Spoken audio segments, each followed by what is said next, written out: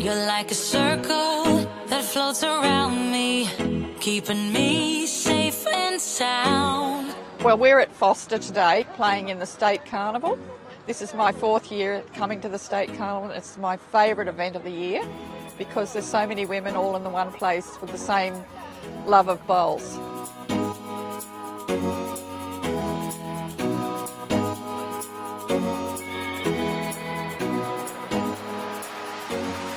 So my favourite thing about this event is the friendship, definitely the friendship. The competition, most certainly, that's what we're here for. But you get to go on holidays, you meet your friends, you have great times, and people that you haven't seen for a long time, they're rocking up saying hello to you. It's fantastic, so yeah. And it's just a great atmosphere to come up and see so many different clubs and ladies that sometimes you only see once a year at these state carnivals. So it's great to catch up and also meet new players as well. The atmosphere is amazing. We've got the music playing in the background, people dancing, singing, having a laugh. They're having a great old time.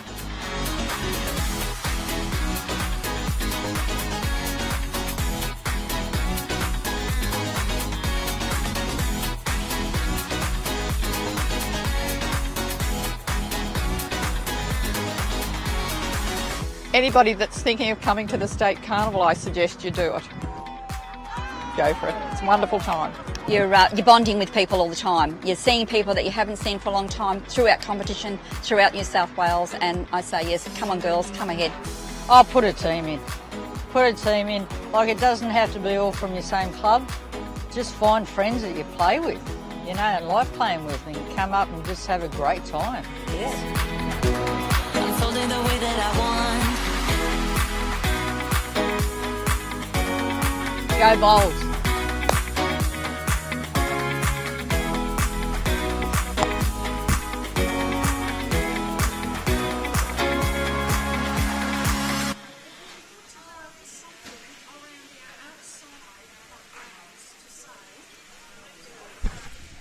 Well, at Monday morning there were 232 teams and now we're down to 2. It's the final of the 23-24 New South Wales State Carnival. We're coming to you live from Foster Bowling Club on the beautiful Manning area. It's the composite team of Cheryl Gillard of Marylands, Catherine Betcher of Grenfell, Kate Cooper from Young, and Jan Rolph from Dandenong, formerly from Marylands.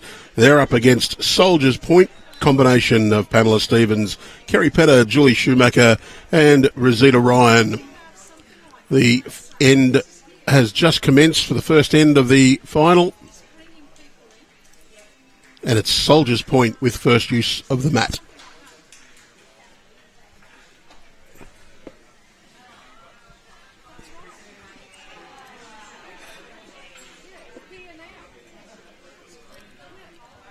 Jan Rolf's composite combination. Well, they qualified with a win over Marimbula, and Rosita Ryan's Soldiers Point quartet. They've reached the final, defeating Windang in the semi-final.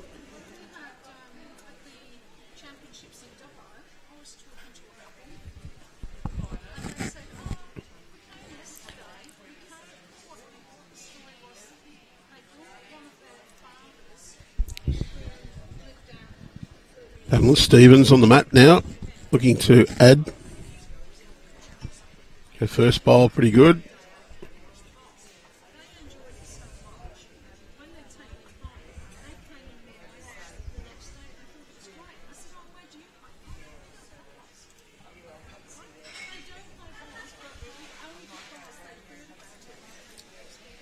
Cheryl Gillard.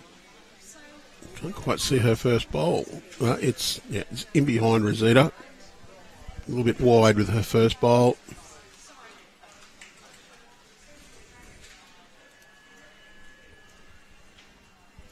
On the mat now for Soldiers Point, Kerry Pedder.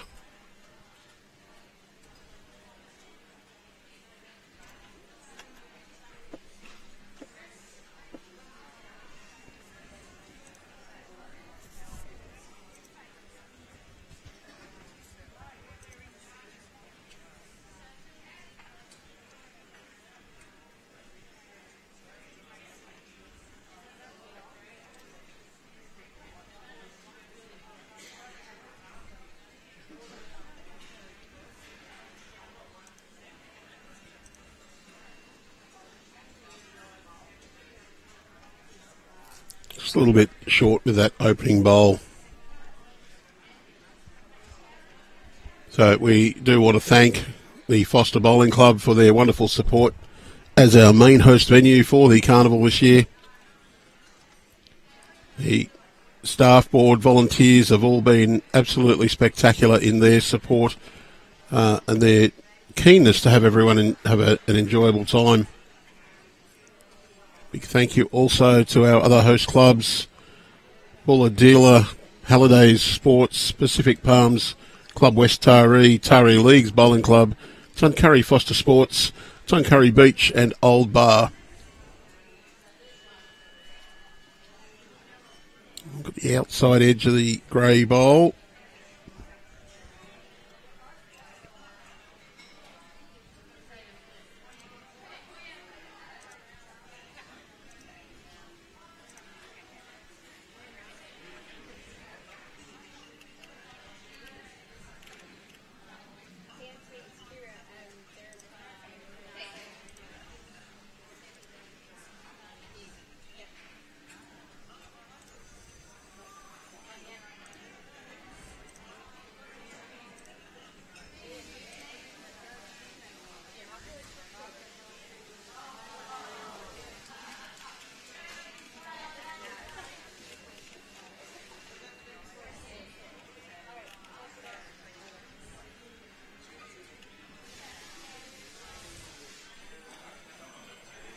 Looking forward to a good final.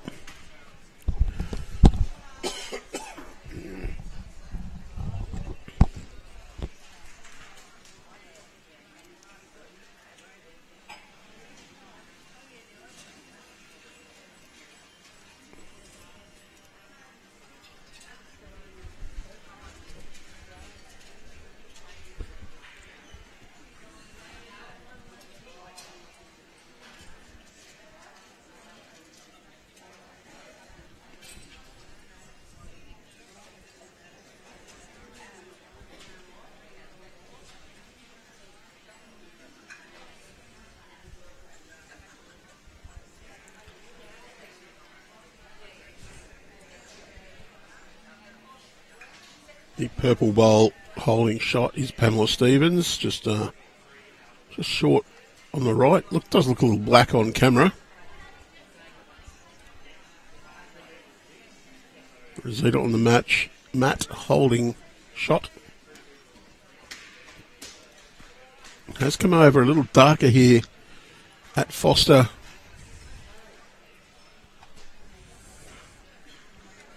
Over the little break for lunch.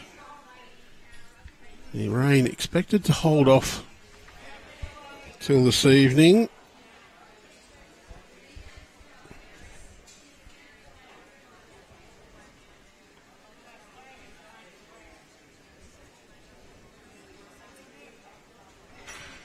Around 4 p.m. the drizzle's supposed to be setting in. Hopefully we'll be off the green by then.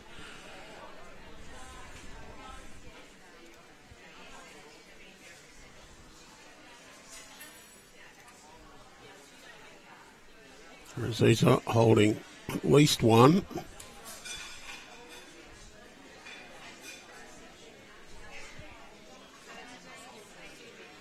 Last bowl of this first end.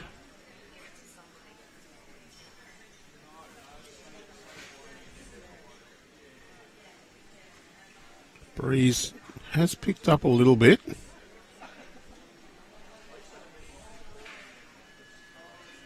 Jan gets around that front, she'll be fairly close, just for a little bit of speed. May have moved her closest bowl. We'll get one for sure.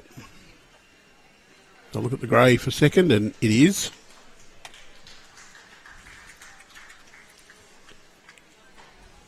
So it's Soldiers Point first on the scoreboard. They lead 2-0 after one end. 18 ends to be played. We respot the jack in this competition.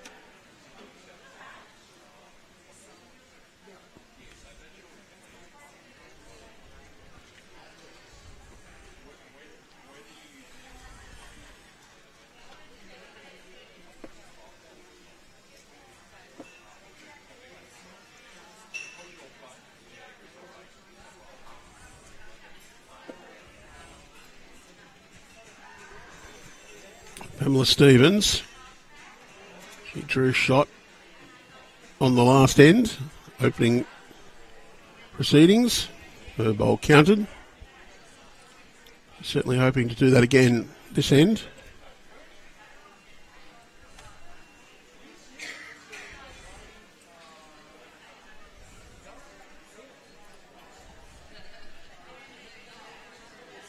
A reminder for those who do love watching bowls through our Bowls New South Wales Facebook and YouTube channels, you can catch some more bowls next week, Monday morning, starting at around 8:30am, we hope, with the weather anyway.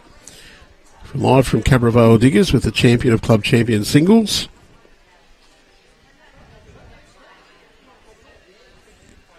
It'll be played Monday through to Thursday, finals Thursday. And then next Friday night, 17th of May, from 6pm, guaranteed to be played on the indoor green at Wirrilla, the Platinum Pennant Finals. The Jets take on the Gorillas, and the Saints take on the Lions. Raymond Terrace, Wirrilla, St John's Park, Mount Lewis, so the two matches on Friday evening. We continue Saturday from 1pm. Another two matches on then. And then Saturday evening, the qualifying final before the grand final, 10am Sunday.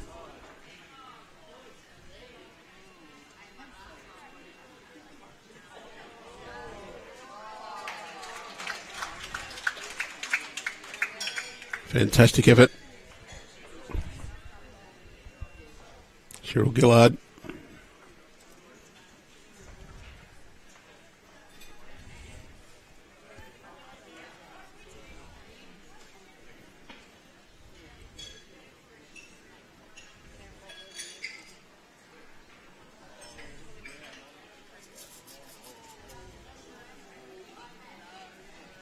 A little bit quick.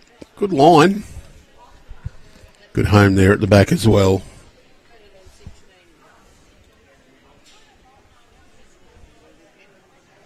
Catherine Betcher.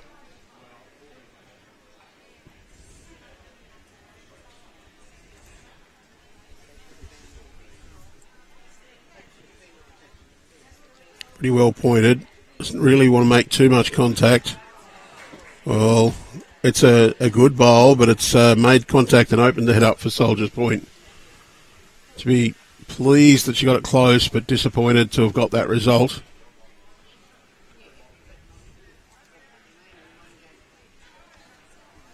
Job for Kerry is to draw down underneath that red bowl of Cheryl Gillard's.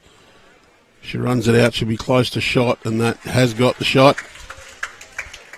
That will mean that Catherine probably play very similar to a previous one. Just play it to reach that grey bowl, push it through and stay in its place.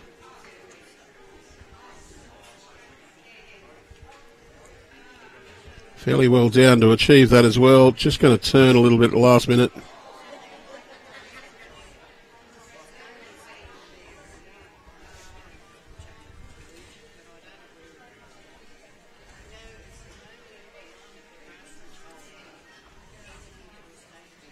Soldier's Point want another bowl in that head.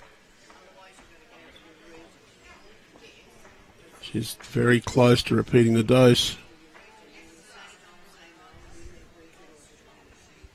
Schumacher.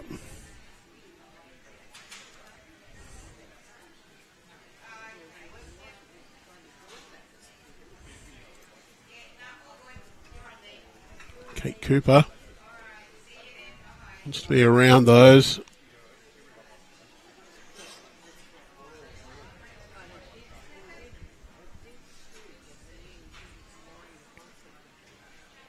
Oh, I think that's the purple bowl.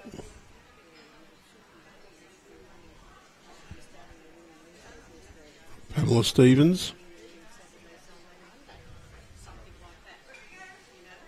And Rosita calls for a cover at the back, so I assume they're holding a couple there.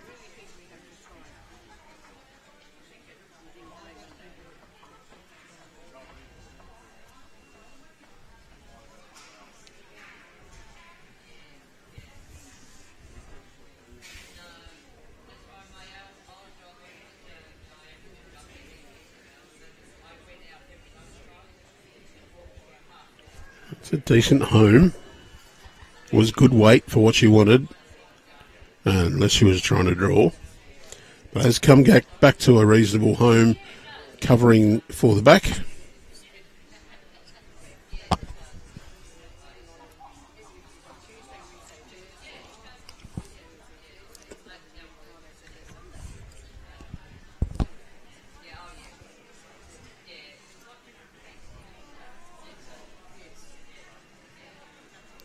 Rosita.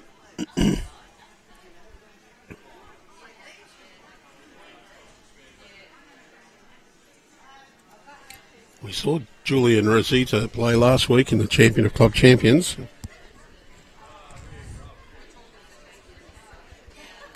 Very nicely down, right down to the jack. That'll make 3. I think Jan may have to find a way to attack that. Maybe a chance to play a little bit of weight underneath the front bowl. Try and just get a disturbance. Give yourself a chance with your last bowl.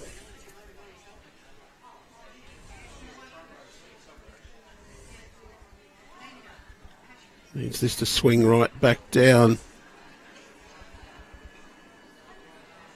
Well, she may have cut the grey one out.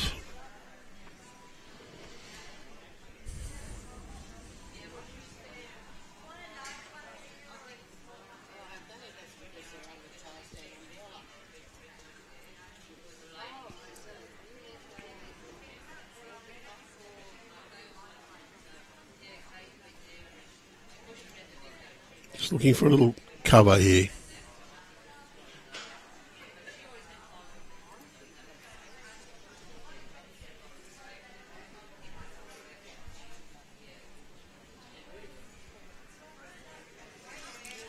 Not quite where she wanted. It was a great line.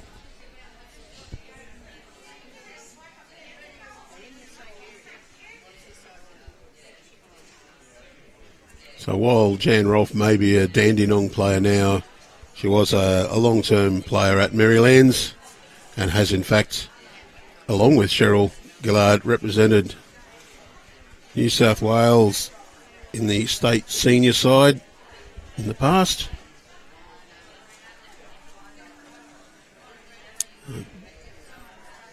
Great that we can welcome people now playing in other states to play in the state carnival. It is all about fun and friendship.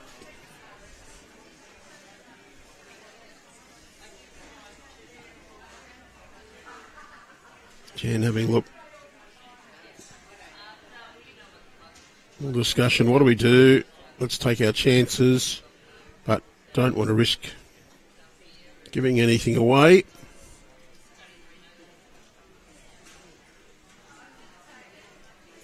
And it's worth trying to get rid of the blue bowl of Rosita's.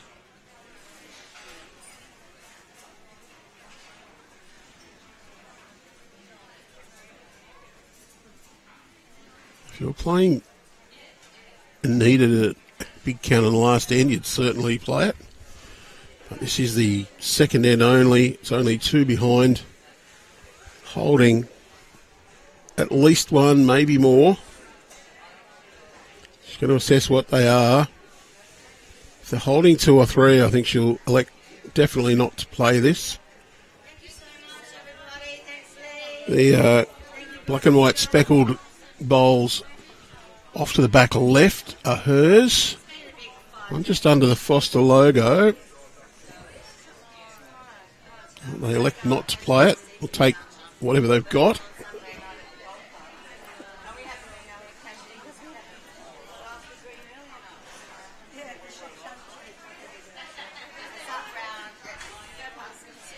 Measure for multiples. Well, just measuring for second by the looks of this, because they've gone to Jan's bowl first. And it is just the 1 shot. That is, the Composite team have opened their scoring. 2-1 after 2. Sounds like a good count for Richie Benno. 2-1 after 2.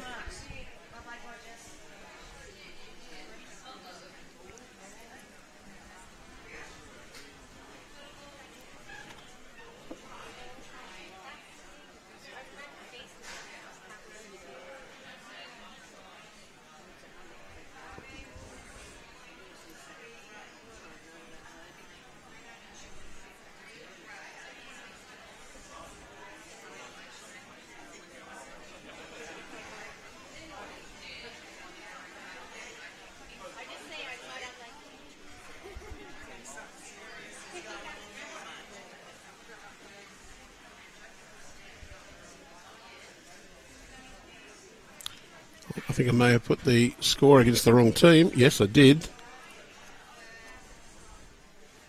Correct that. It was actually a 1 to Soldiers Point.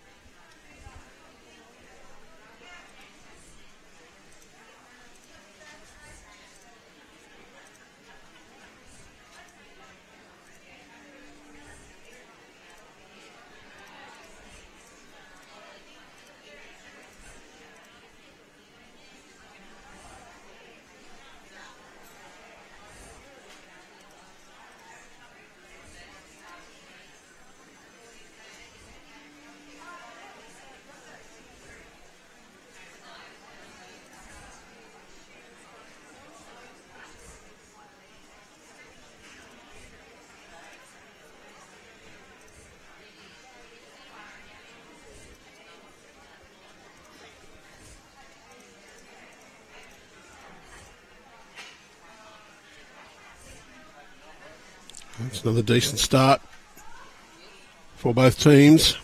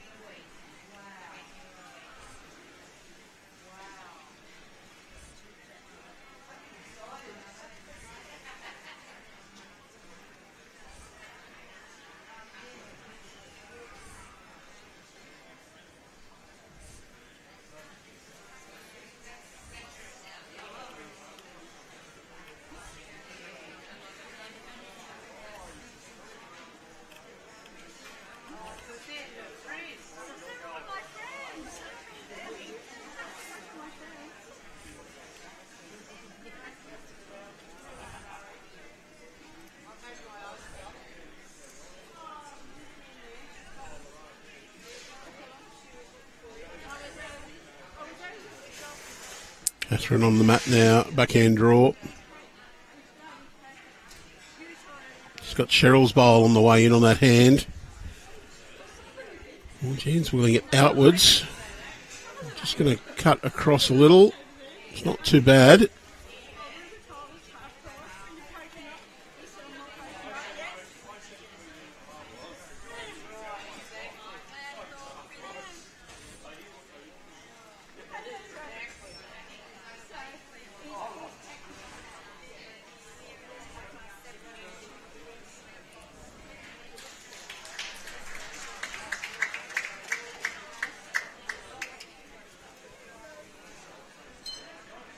Yeah, they did fool me last end. They removed a couple of bowls to make the measure easier. I thought they were removing them because they were shot. Not the case.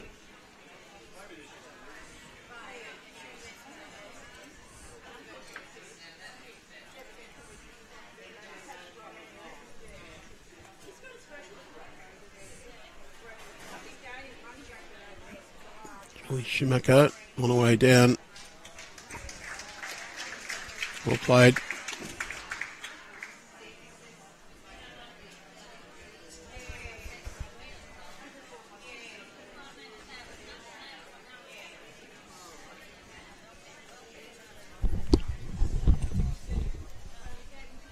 Hey Leroy, I want to ask Rosita if she can stand a bit further in the box. Stand right where half of the bowl is.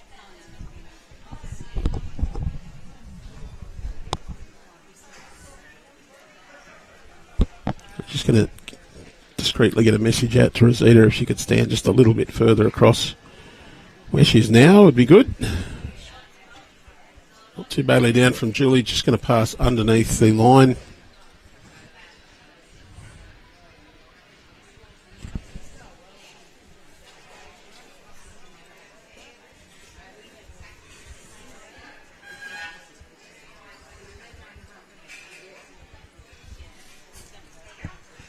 Lee's just gone out and done the centre line police job.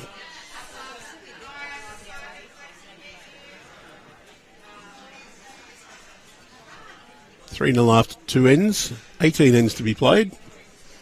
We're coming to you live from Foster Bowling Club for the final of the State Carnival.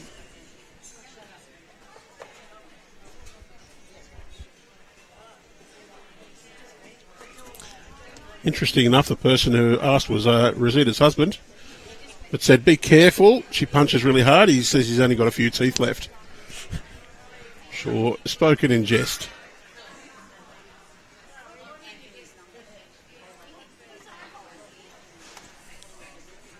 She might be just a little under the line with this one.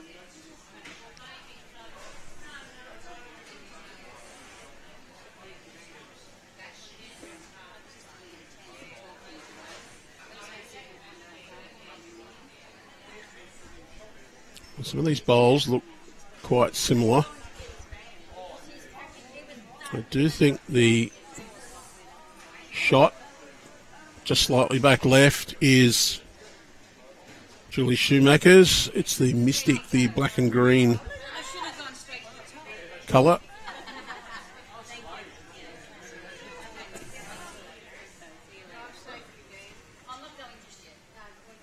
All of the red bowls belong to Jan Rolph's team. The light grey, Kerry Pedders from Soldiers Point.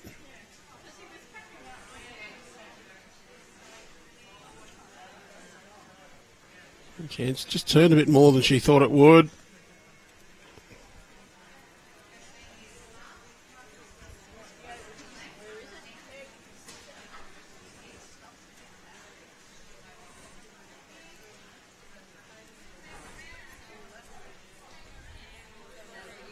I think Rosetta's slightly overcorrected with the grass this time.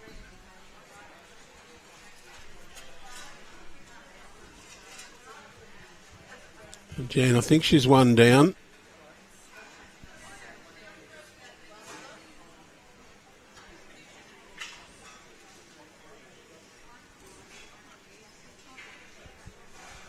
Does look a better line from Jan. Just wants to get around that bowl.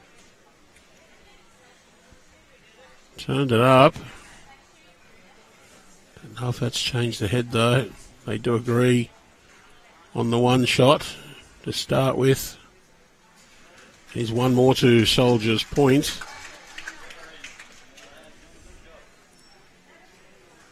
So 4-0 after 3.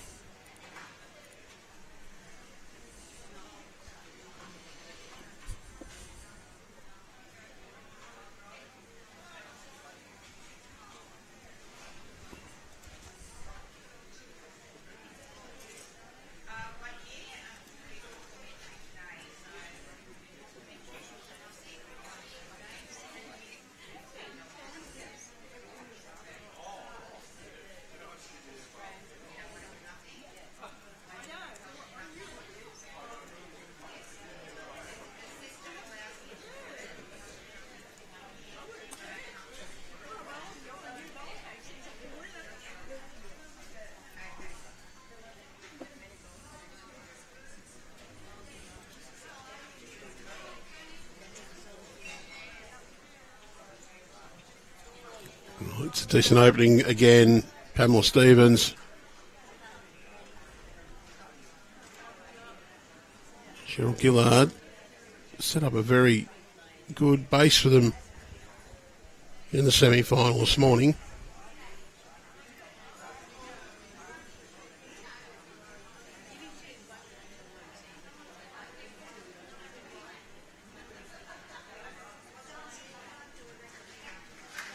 And that's a great opening bowl.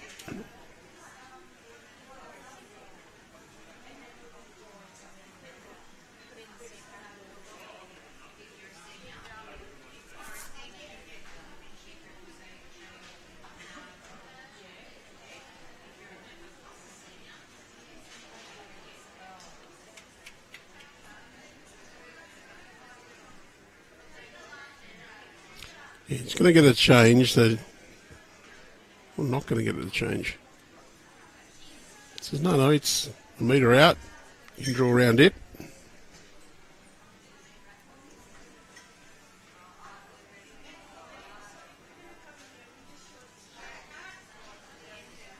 Speed's good, but Jan seems to have given up on that. It's just not going to quite get there. I think Rosetta will get a backhand shot for Kerry, and that's exactly what she's called.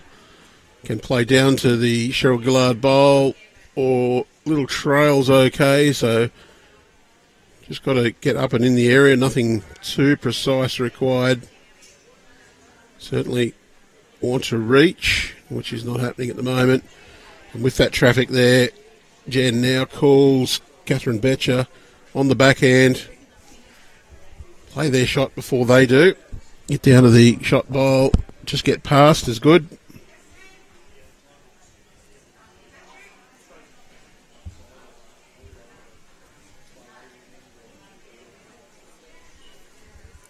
Pretty well played. Sit that. Take its place.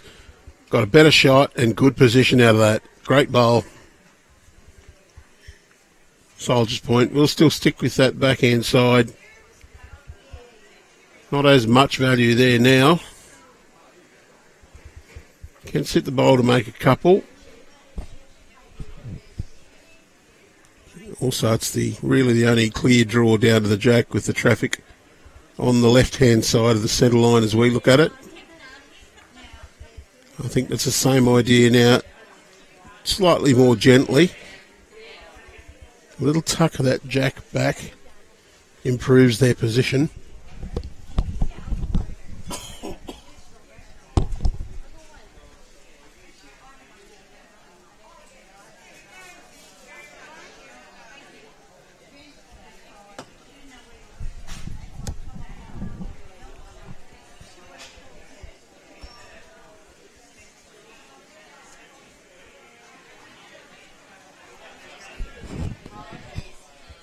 Julie, she's got more reach on this one.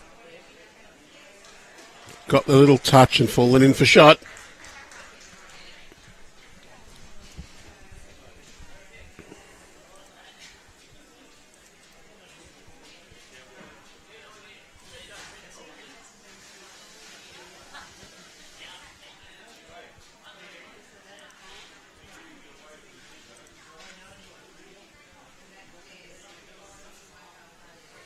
Well, you can see from Jan's reaction, wanted a bit more speed on that one.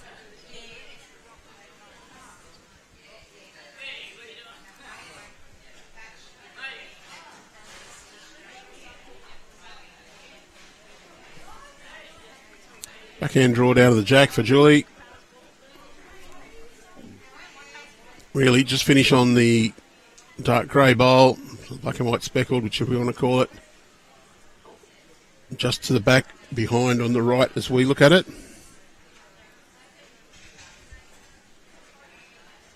Getting a little congested. The path in now.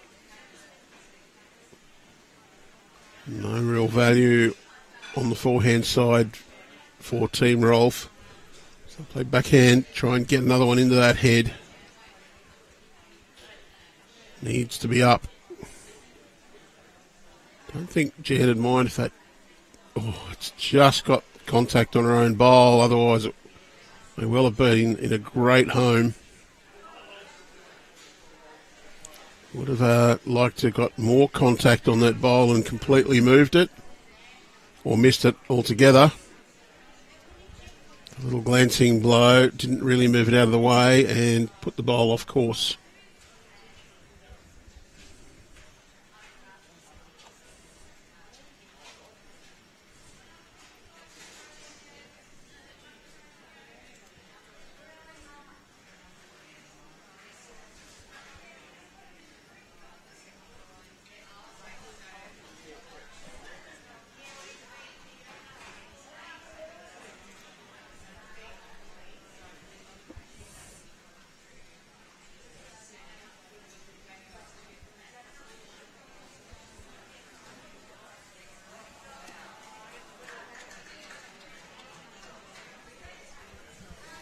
Oh, clouds out over Tuncurry, looking a little bit threatening. Almost looks in black and white, that shot. Can assure you that camera is in colour. It's just nice and dark out that way.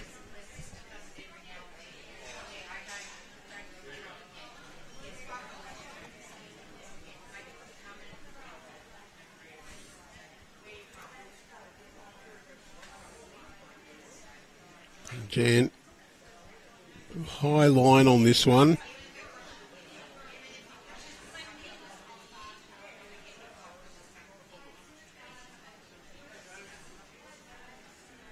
I believe they're now holding that one shot.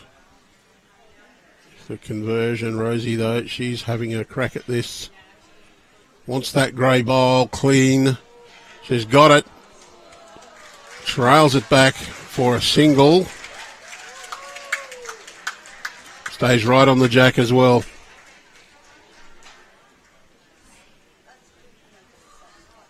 Well, they do have a couple of seconds, but how do you get in there?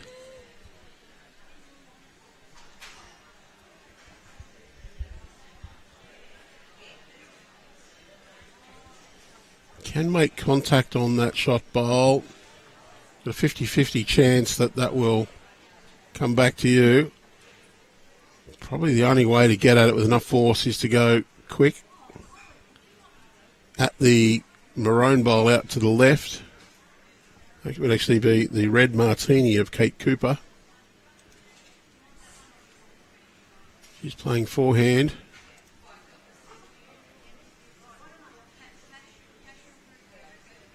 Got to get through the gate. Contact is good. Very close, but just goes around.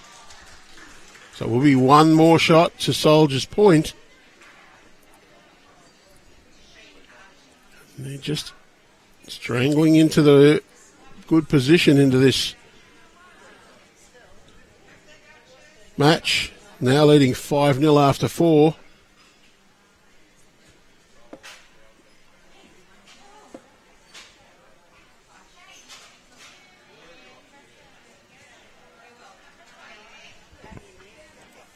The view of those clouds.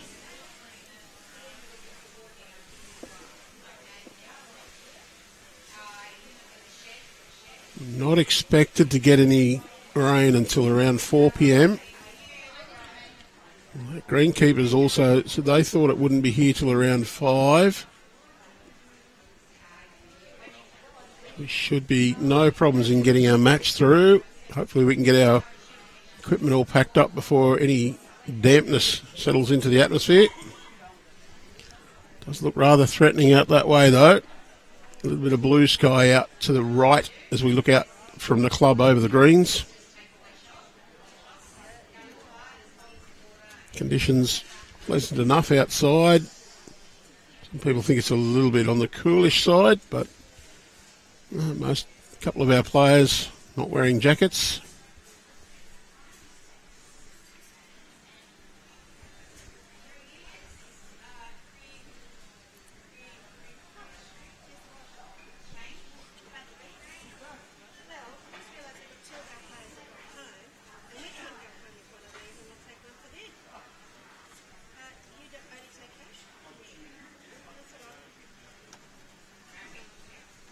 Pamela, her first bowl's in a good home.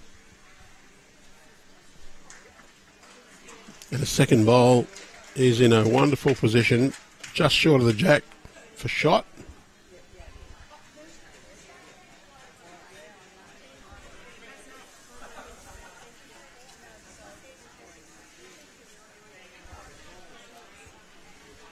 And Cheryl needs to run this one out.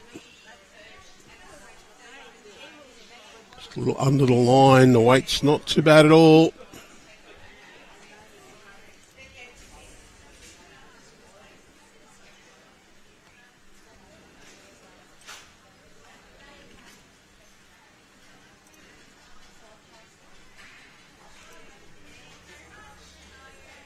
Your chance to make the perfect score. Predict the grand final score in our Platinum Pennant. For your chance to win a Drake's Pride Player Prize Pack Visit bowlsnsw.com.au/platinum-pennant for more information. Terms and conditions do apply.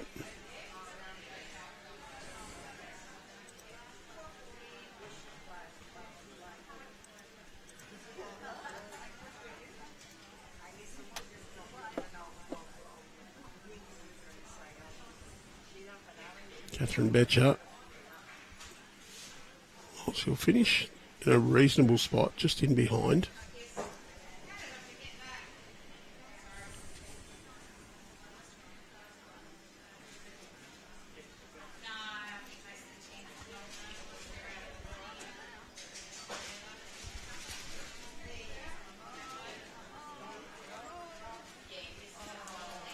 Well, it's made it probably a little easier for the Composite team to see that jack.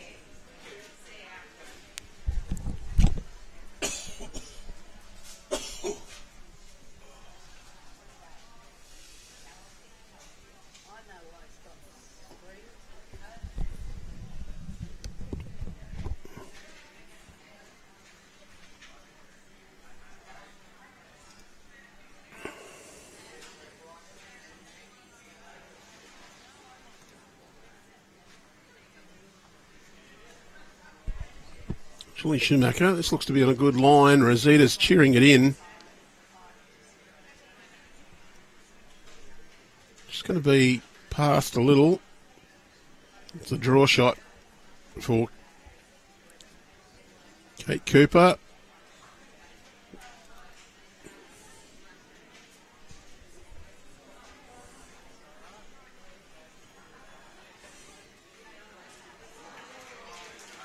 Trails the jack across, makes a couple.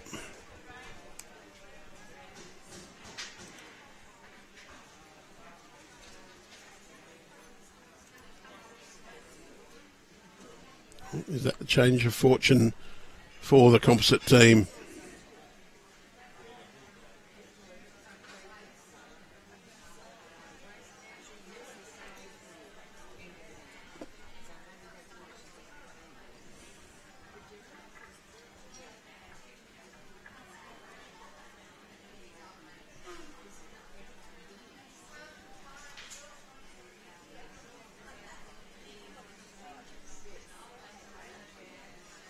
How do we get in to get another one? It's the question facing Jan Rolph here.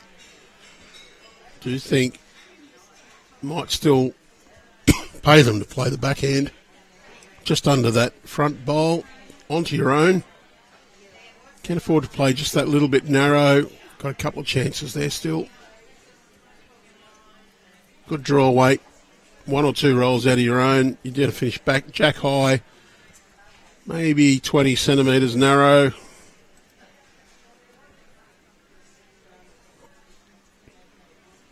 Down pretty well for that shot as well. Wants to just slide through that hole. Yep, makes it into the count.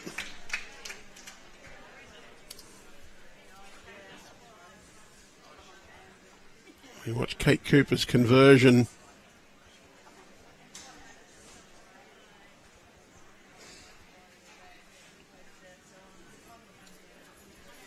Little piece of the jack, kicks it across.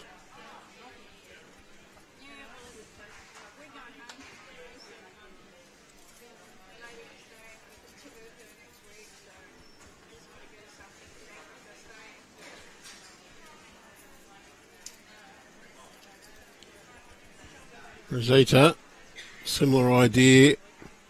Wants to just get past the front bowl though. Just needed another metre or so of running.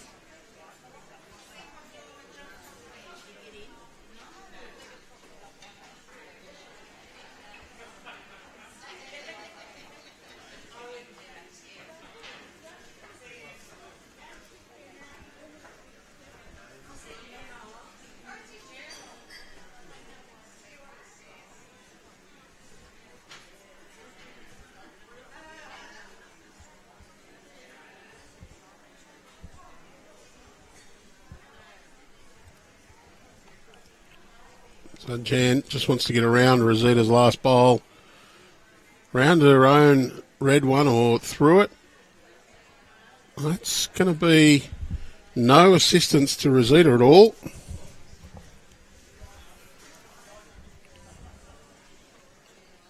Although Rosita can play just a bit wider than that, down to her own, get past. She gets that wide bowl on the right angle, could well push it in for shot. That's the one she wants on the outside. And she's turned it in for shot.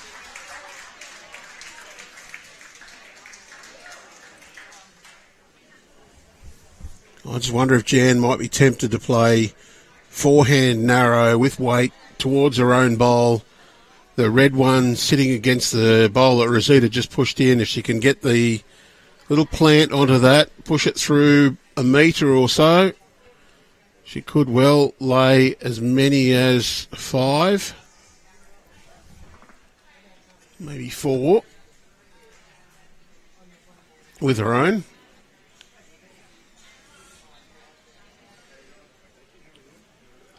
Just have to negotiate the short grey and get under her own yellow bowl.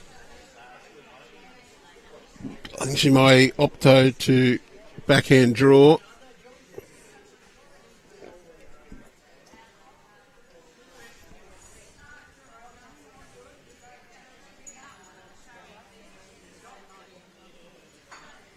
I think she might have to use too much pace to go underneath on the forehand. Certainly looks to be lining up backhand.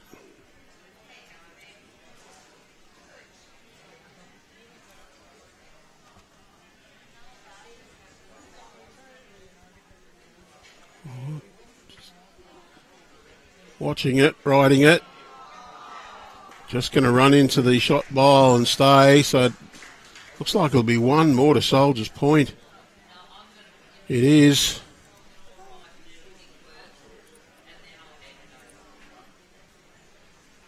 Oh, we're facing up to be a start of the game. It's the death by 1,000 cuts. Soldier's Point just got the edge at the moment. Finding a way to get the shot every end. We've played 5 and it's 6-0. Open with a 2, 4 singles after that.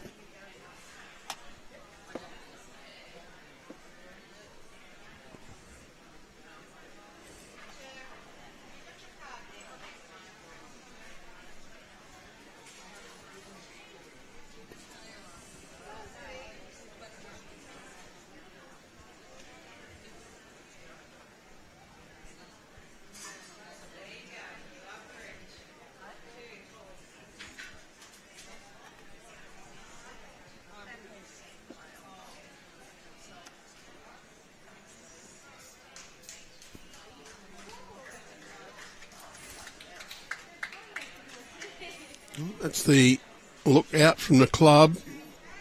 Bit ominous to the left, promising to the right. Weather, the west at the moment. The northeast direction, I think it is. Looking pretty good, and that's a great starter from Cheryl Gillard.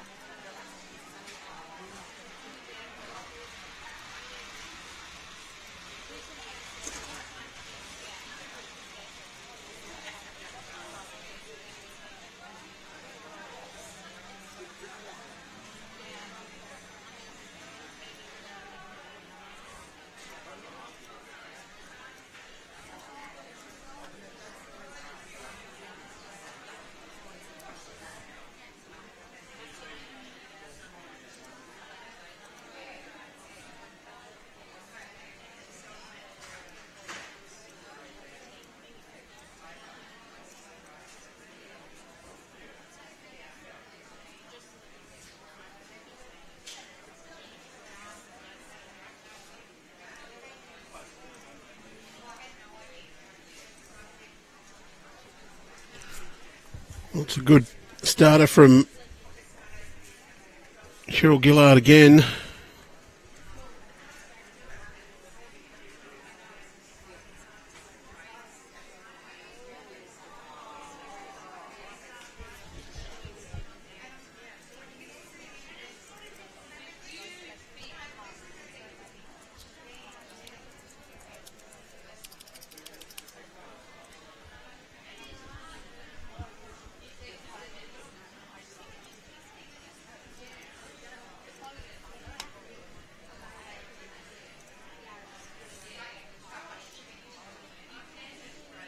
A little bit short from Kate Cooper.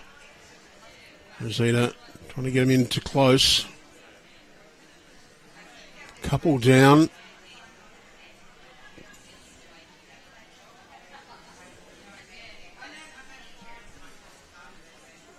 Five ends in, 13 to go, so no panic for Jan Rolph's team, even though they're 6-0 behind. Got another 13 ends, 18 to be played. There's the respot rule in place. We normally have a dead end through the jack being set into motion and put out of bounds over the bank or rebounding. The end's not dead, but the jack placed at the tee. That's a fantastic delivery from Kate. Good correction, gets the third. Up to the skippers now to capitalise on this or turn the head around.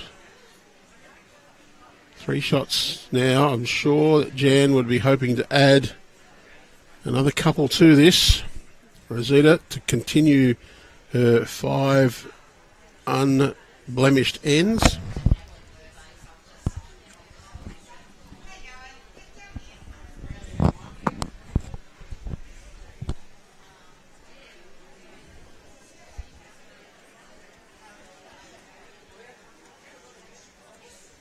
Rosita lining it up. Looks like she's going to go fairly swift. Hoping to open this up. Get rid of one. Yes, she's got rid of one of them.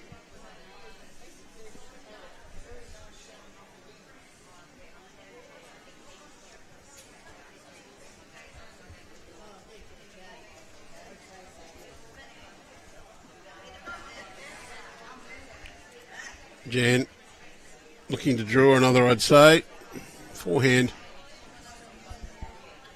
I'll tuck it in where Rosita can't see it.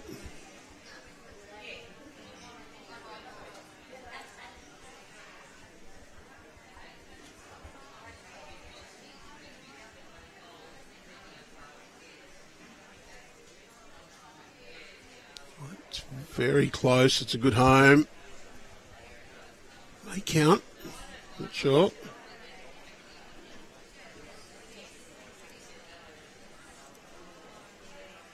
Another rumble at this from Rosita. Punched her own ball through. No result there. Jan about a metre through. Needs to drop a little bit of weight. Draw inside Kate Cooper's toe.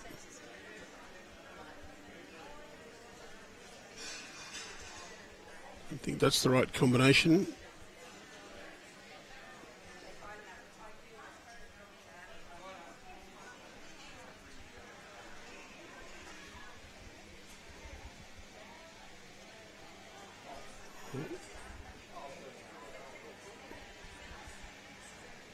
It was 2. Oh, just the one. So one shot goes on the board.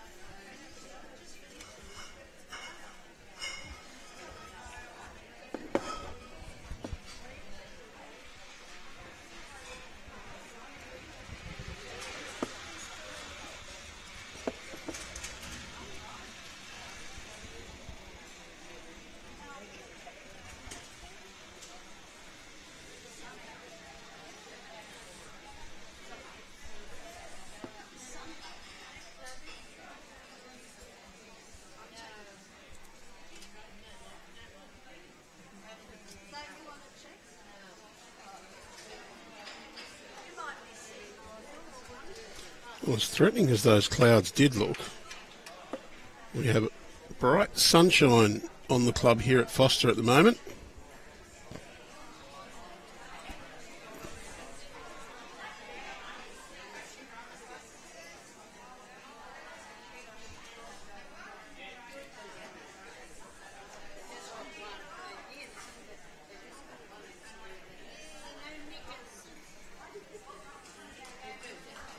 Decent start from Pamela Stevens. Cheryl Gillard holding shot. I'll add another one. They're off the mark. 5 behind after 6 ends. So 1/3 of the game gone.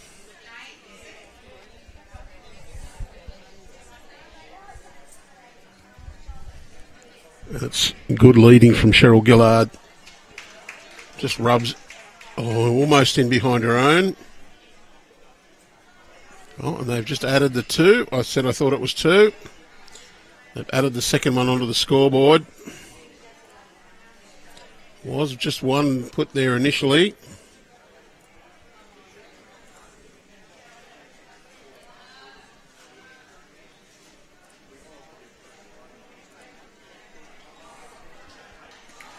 But a great bowl from Pamela Stevens.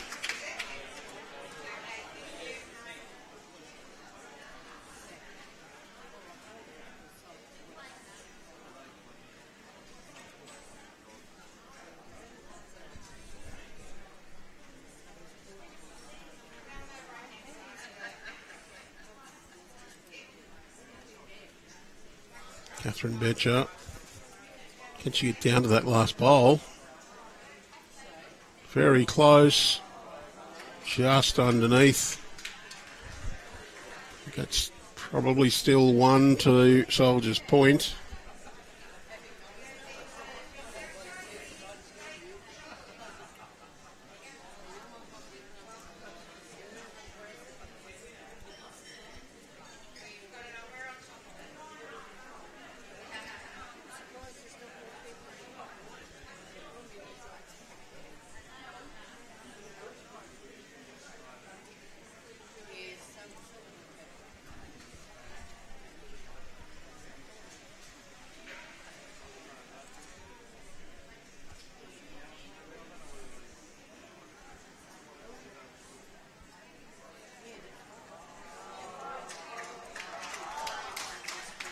Oh, well, Catherine Betcher has done everything but get the shot with that bowl. Soldiers Point has to play the backhand just to make sure they're not overly tight. Want to get another one in. Can't afford to turn the shorter bowls.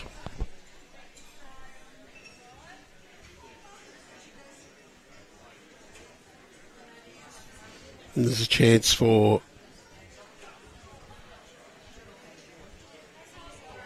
there's the shot. Just a yard to that bowl. If you're a little bit tight and onto your own bowls, they'll roll up to the jack.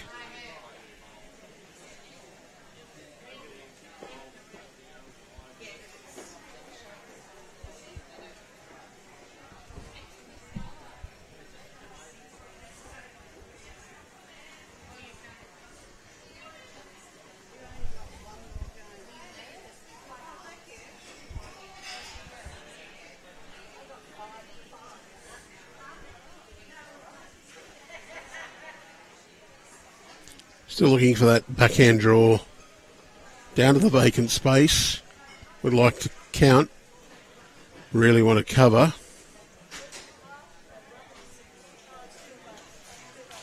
Close. 2 shots, she says.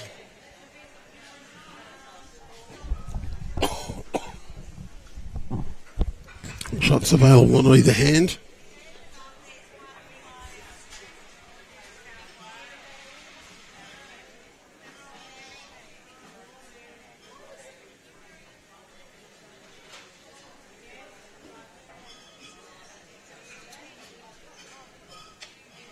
Little under the line. Soldiers Point, they'll be looking for the same shot again. Draw down to that bowl. Get another one in there.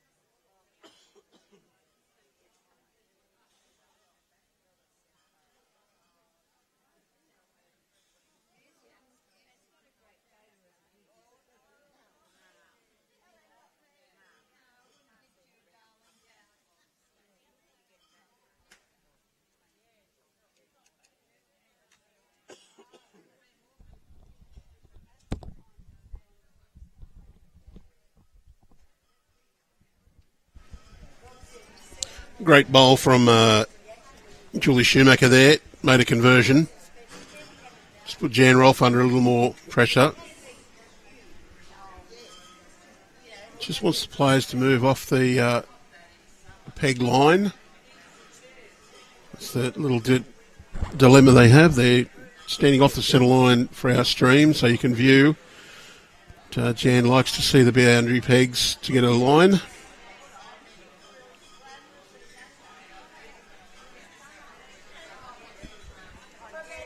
Not a bad effort, but not quite on the right spot. Rosita. Well, there is a chance here for Jan to play to this shot bowl. Backhand with a little bit of reach, not going mad, as my albatross mate would say. Just a bit over, get the inside of the shot bowl. Jack goes across the left of screen, just back and behind. 3 red bowls waiting are all hers. So there's a bit more intent on this one with the line, but not with the speed. 3 parts of the way down, she turns back, knows that she hasn't quite got it. That one only would have finished Jack high, and she needed to be a metre or 2 through. So it will be another count for Soldier's Point.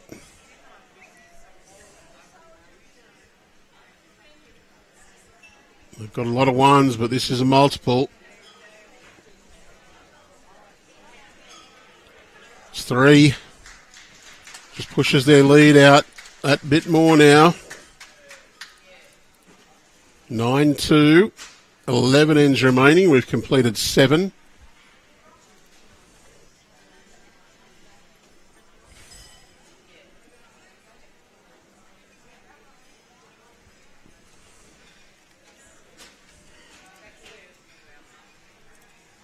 So don't forget, get your chance for the perfect score. Predict the grand final score for the Platinum Pennant for your chance to win a Drake's Pride player prize pack.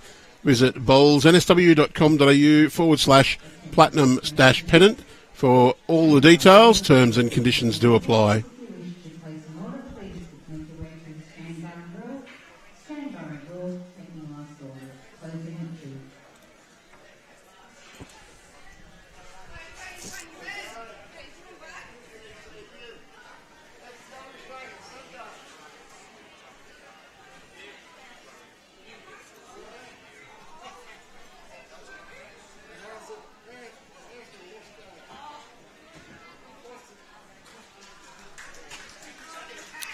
Pamela Stevens has set the tone here. She's played very, very well.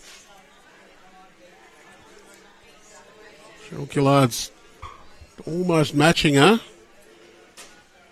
We did see it in the semi-final we streamed as well. A battle royal up front between the 2 leads, setting up the game for their teams. Cheryl probably not quite as on song in this game as she was in that semi-final. Be pleased to know that the clouds we showed over Tuncurry here earlier are nowhere near as threatening looking now. We still have a good crowd out beside the green.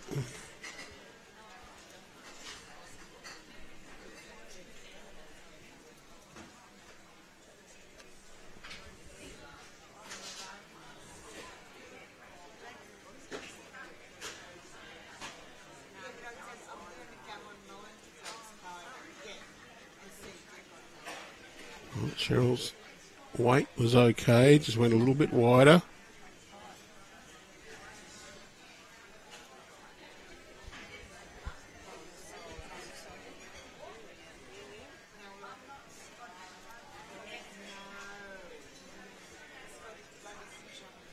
Not too bad of a line on this one. We'll hope for that to run out. We'll count. It's a very good bowl. It's the view from the clubhouse end, our camera there.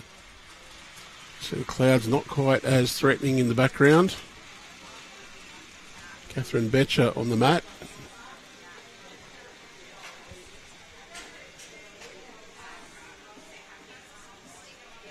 A little bit of speed on this one. It'll be the best back.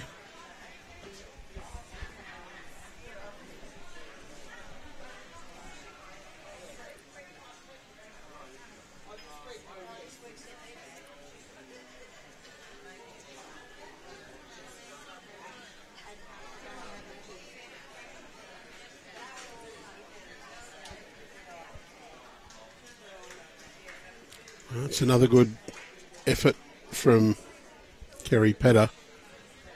May just to finish in a slightly unfortunate position to give a guide there. Nice little port for Catherine Betcher to aim to arrive through. It's not quite swinging back quickly enough to get through the port. May come around. Well, it's drawn the shot. Fantastic bowl. And that bowl now good for Soldier's Point as well. Can play to reach just through that. Get the inside edge, you'll run in onto the jack. Come through the hole, sit back that last bowl. Just arriving. Maybe anything up to a metre of weight. She hasn't quite sent it. Well, she can't draw around that one anymore now. May have to come underneath. It's probably not a bad idea though. Just draw to come under the grey. Little toucher. Even if you just sit on the inside of yours.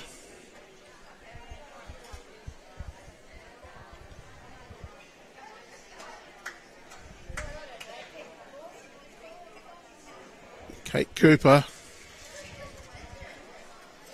A bit wide of the line. Come to a decent home. Still that same shot available for Soldier's Point though. Just over draw. Maybe up to a metre. Sit the shot bowl through and stay for a good count. Well, there's a bit of intent in the line. Can get a result.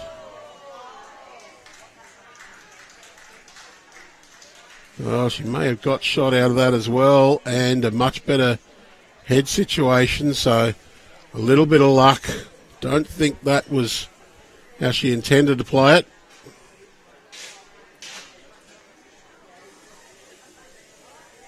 At the moment, it's all Soldier's Point. Been one score of 2 in 7 over the opening ends for the Composite team. Everything else, Soldier's Point's dominated. And when it's on your shoulder, that sort of thing happens. You're a little under your line of what you're after, but you've got the chances and the bowls roll your way. No, I think Jan actually signalled that they were still holding, but doesn't look like it from here. And again, we've said our camera angle is a little deceptive. The only one we'd be able to truly trust is one that was precisely above the jack. Wants to sit the grey bowl through. Absolutely brilliant. We'll watch this one again. Wants to just reach down. Couple of chances here. Sit the shot bowl through. Trail the jack. Got good weight for it. Collects the shot bowl. Tucks it round the corner. Brilliant.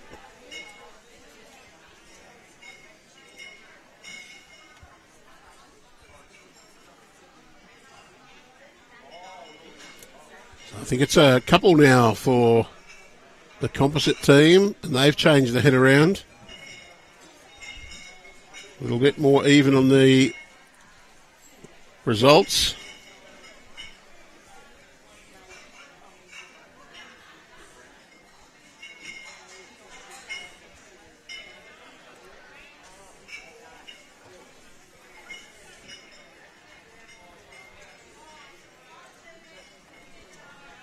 Rosita wants to reach to that head. It's very close. He's turned one of them out.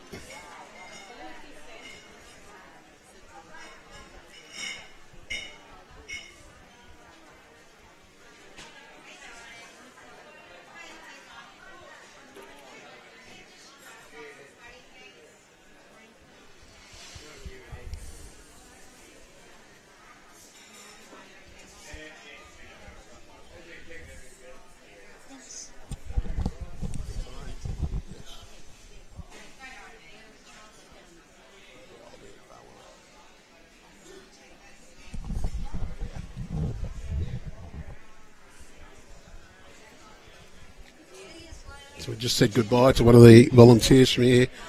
Lorraine has looked after us absolutely spectacularly, made sure we looked after. Got us a cup of tea this morning. Well done. That sort of help just lets us do our jobs better. We do very much value the efforts from all of the volunteers at all of our host clubs. I don't think Jan's quite got this one where she wanted it.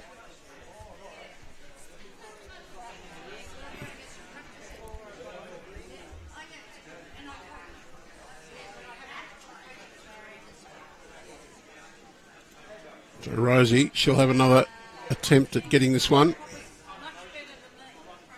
Forehand arriving.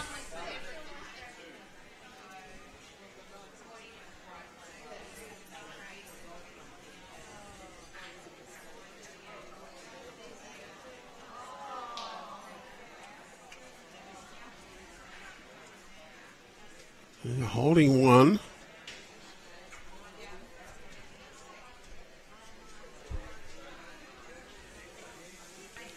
Question is, does she try and draw for another, or does she take a chance, try and trail it for a count of 3 or 4? We'd have to get it past.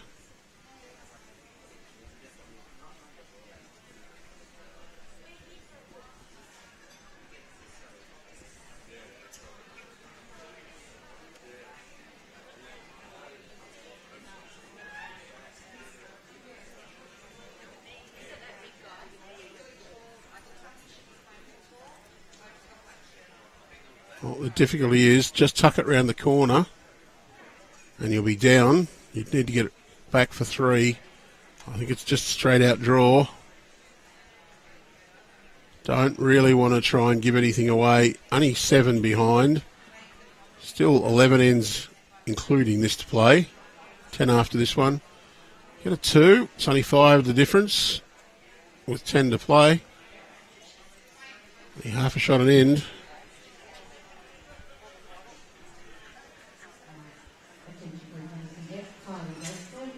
Well, a little bit timid from Jan. So it is 1 to the Composite team.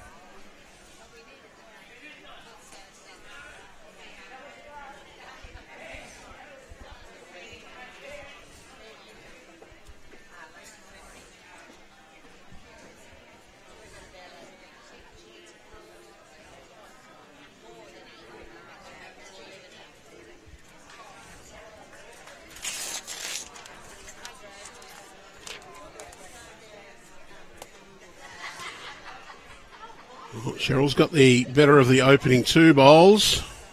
Can she capitalise on that and add another one in?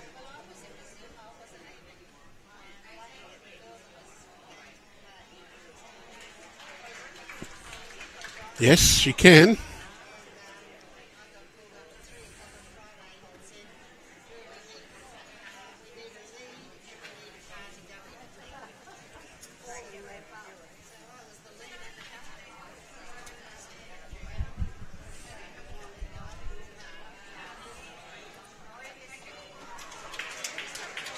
Oh, great bowl. Pamela Stevens setting it up for a team. Catherine forehand down to the shot bowl. Can just tuck the jack back to Cheryl's bowls or sit the shot. Thrown it out there. It's not quite going to come back quickly enough.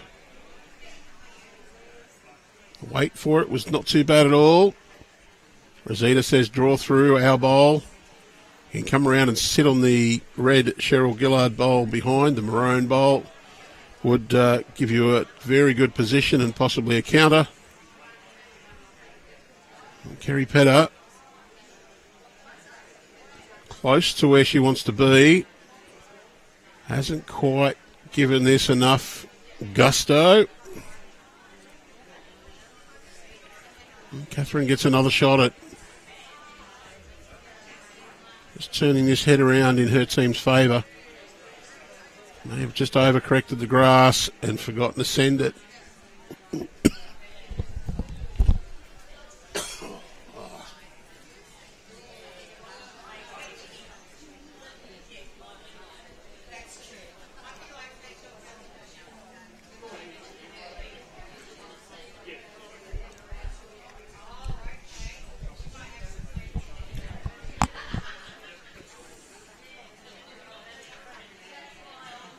It's not too bad at home, just a little on the wide side. So now it's up to Kate Cooper. Forehand shot. Just over the draw. Take that bowl's place. Give it 2 or 3 rolls. Or if you just get a little squeeze on the jack, you've got Cheryl Gillard waiting. So just be a little delicate with the weight arriving. Given it a chance, but just not quite got the speed. The line is actually not too bad for that shot.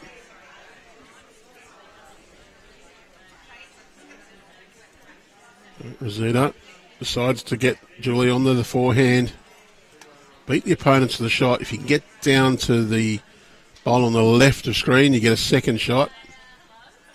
A lot of traffic on that other side of the green is why she's chosen to go out there.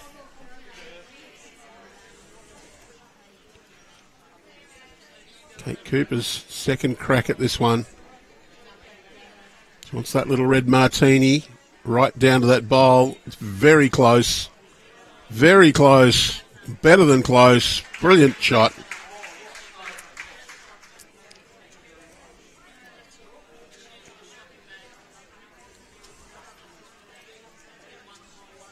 Julie Schumacher, she followed that one in. Who shot on the other hand. 2 there are both her own, but she's got a big piece and rolled away. Remember, all the red ones belong to Jan Rolph's team. We're close to 3 shots there now. There actually is a pathway in on that backhand side for either team. Well, more for Jan. If she chose to go round the short one, she'd have to go round the short one under the greys. They're pretty close to jack high, so if you get round the short one and halve those to the jack, nearly count. You may choose just to play forehand and try and get in the way, cut Rosita off from any chance.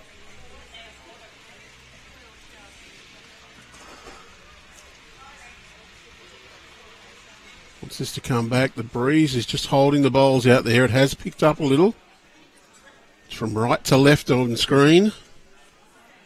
And it's pushing the flags out from the post fairly well. You just watch this one from Rosita. It'll hold up a long time. That's her bowl that she's pushed through. Don't know if she hasn't pushed it too far. Should still be one. That's more than one finger that's been held up. Still a couple, maybe more. It does look like rain on our centre camera. Can't see it on the others.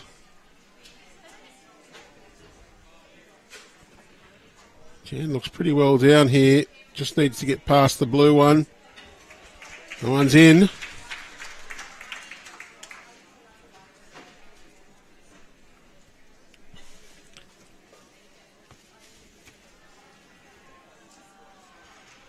Well, it is spitting rain out there now by the looks of it.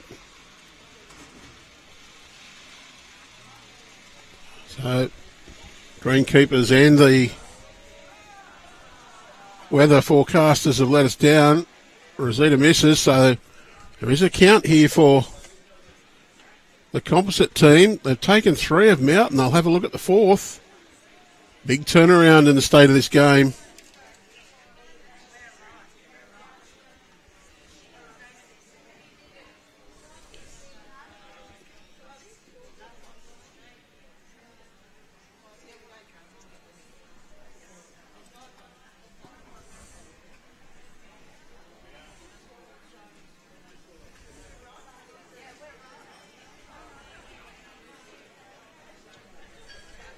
Four. Well, that does make a big change to the only 3. Still, it's a big result. From 7 ends being 9-1 down. 9-2. It's now 9-6 after 8, or 9. So only 3 shots in this game. Just because apparently I'm pretty boring, we've got another commentator come in to take up the reins. Welcome, Lee. Thanks, Andrew. I hope everyone's enjoying this final, watching on, whether it's at home or your club, wherever you may be, enjoying the final from this afternoon. Been a couple of good days of bowls. We've had a few very riveting games. We certainly kept people entertained inside the venue. I've been only sitting a few metres away from you, as you well know, inside the venue, but with my back towards the greens. But just hearing all the cheers and clapping from inside the club, that's my cue to look up at the big screen. We've got the game on the screens here at the club, so whenever I hear a big cheer live, I know I can catch it 15 seconds later on delay on the big screen in the club. I can look up and see the good bowls then. Well, halfway through, it's 9-6 in favour of Soldiers Point. They were leading 9-2 a couple of ends ago. Change of momentum. A little sprinkle of rain. I wonder if this will make a difference to who's playing how well as well. And once again, the weather forecasters, they've let us down. They told us it wasn't going to rain till 4 o'clock. I was hoping we'd have dry equipment to pack away. Cheryl Gillard, toucher. The conditions just okay at the moment to keep going. We don't want to get it too much heavier for those out there. Call it a heavy-ish sprinkle at the moment. Well, the spectators aren't moving, so it's not too heavy. A few jackets and umbrellas, though, and spectators. They're fearful of losing their seats. I think if they move and come inside, then someone else will be quick to jump in their spot. Lots of prime viewing spots here. They're right across the glass windows in front of the club. It's fully packed with ladies, both locals and from other teams that have competed in the event. that haven't made it through.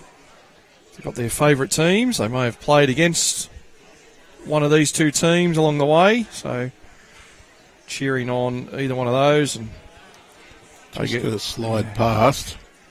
And with I guess our composite side coming from all over the place, there's probably a few players that are still here that live close to these ladies, and plenty of teams from that Soldiers Point area played in the competition as well. So plenty of these teams would have supporters here at the venue that have stayed around to see how they fare in this final.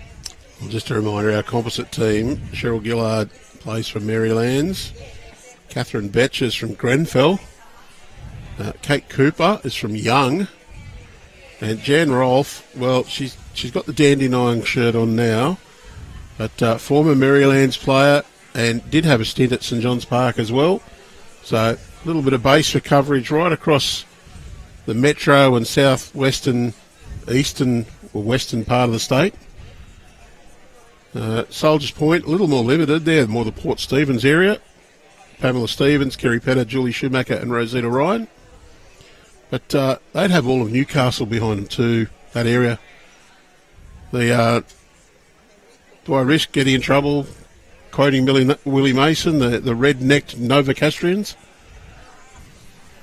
Your words, not mine. No, well, we do know that the Newcastle fierce competitors amongst each other, but as soon as one of their teams is playing somebody from outside of Newcastle, they're backing them to the hilt.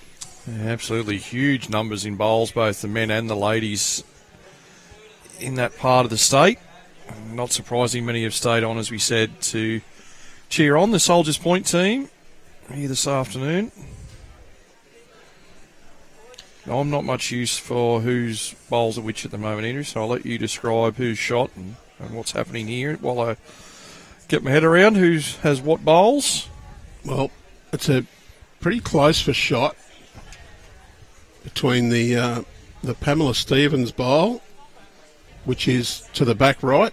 I've got my mouse pointing on the master screen here for you. So darker blue that or one's black actually, bowl. It's actually purple. Okay. Well, it was. That's now shot. The red martini. Martini logo on those bowls. The ladies very happy to point that out to me when I went out and talk to them.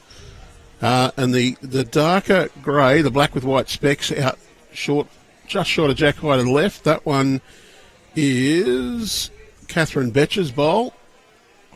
So at least a couple now. Yeah. All the red ones are the composite team. That's the easy way. Okay. Well, I'm going to suggest it's probably three then. If that's the case, I think you might be right. Maroon either side. Grey with the white rings. Yes, the front. The very light grey are Kerry Pedder's, the second for Soldiers Point. The purple ones that look black on our screen, the shorter one looks purple. So it is a little bit of an optic illusion. They're Soldiers Point, light grey, and the Mystic, so the green with the black, and apparently they've got a bit of pink in them as well. Doesn't really show up in the camera. They're Soldiers Point. They're Julie Schumacher's. Jan Rolph, her bowl's easy to pick out. They're the big yellow rocks. Yeah, I hadn't seen Jan play until this morning. I went out and watched the last two or three ends of the game this morning. A really nice release of the bowl. Very technically correct. Well, Jan instructs a team well. Really good. He's actually shots. A former New South Wales state over 60s senior side representative. It doesn't surprise me with, I would say, just her call into the game, a clear tactics about what length to play, and then just her actual release. Rosita, she's up and into the head. Close here. Jack, where's it going to go? Straight to hers. Bing, bing, bong. So that bowl at the front with the white rings against, that belongs to the composite side. With those other two nearest bowls, Soldiers Point, the light grey and the last bowl of Rosita's at the back, the blue. I think that's been the story of this game so far, that the composite team's been getting shots, but they've been getting them taken off them as well. And Rosita's been in and about and got a few good results. Got it exactly as she wanted. Maybe got a little bit of good fortune a few times. And again, your luck starts when you're reaching the head. Hard to tell from that angle who shot. Well, if she's one down, I think that good. Well, you see the indication there from Kate Cooper. Draw down to the grey one, give it a roll or two, get past it. If it's not shot, the blue one at the back I think would be.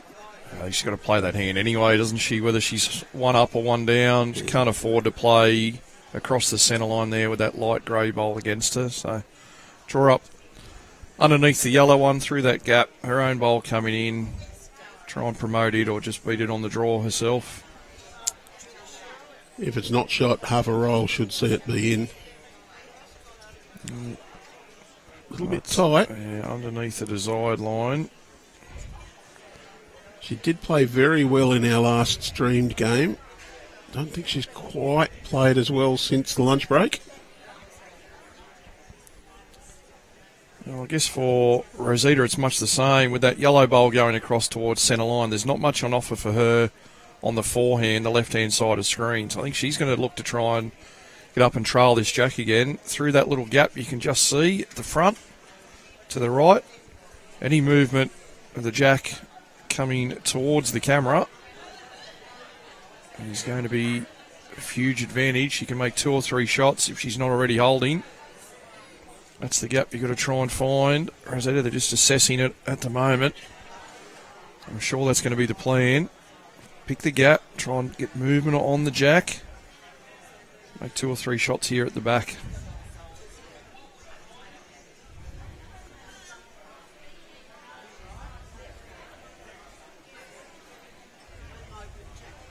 Well, from where Julie's got a foot, she might even be trying to draw around. Just dead draw jack high. Don't know if that bowl will come back quite enough out there. Oh, if she is trying to draw around it, she must be holding. So I'm not sure that's... We'll find out here soon enough. If you were down, I still would have been playing underneath, looking for the jack. And even if you were just a little bit tight and got that front bowl, be hoping to just get the edge of it enough that you'd run past. Yeah. She was holding and didn't want to do any damage, so we'll soon find out. See the Soldiers Point lead holding the mat, but it is one. Front one was shot. Yeah, one to Jan's team. 3 ends in a row. Well, I think maybe she was just getting an indication of jack high there. She looked to be just overweight, so perhaps she was trying to play for that gap in the front to move the jack. It was just a couple of bowls wider than what she wanted to be. Yeah. So it'll be more of the same here. Matt right at the back.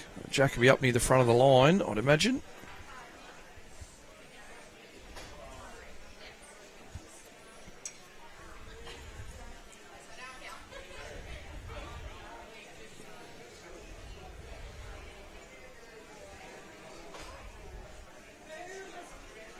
Going a few metres further than I thought. Really stretching things out this time around. About 4 metres longer than the previous end. Quite a bit further than Jan Rolph was standing as well.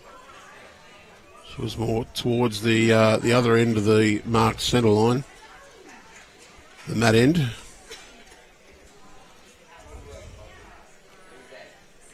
Thankfully, at this point in time, a bit of breeze has come through just to clear away some of those clouds. You were saying with that jack roll. Yeah, if you're playing with a cranky skipper, you try and nail it with your first just to make sure they've not got 2 things to complain about.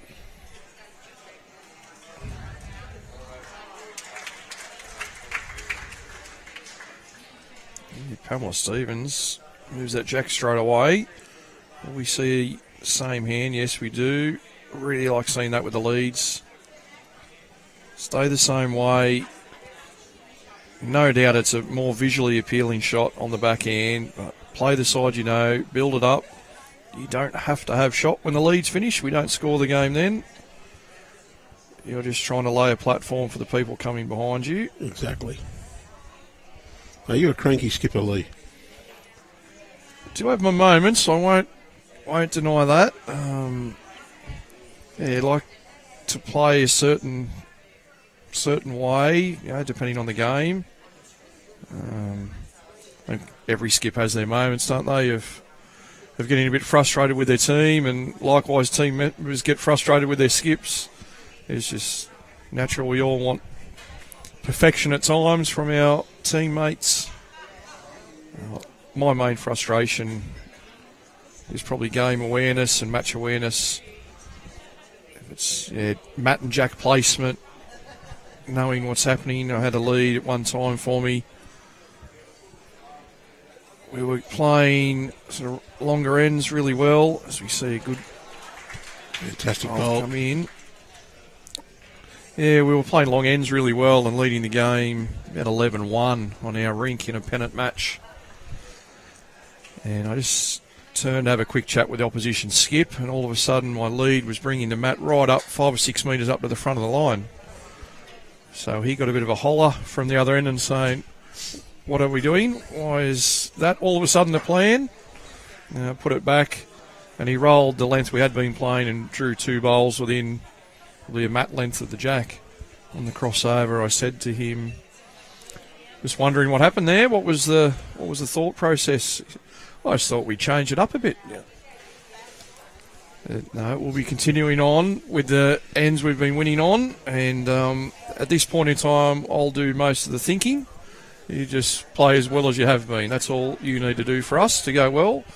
And he continued on to have a very good game, and thankfully we got away with a win. But yeah, you see some.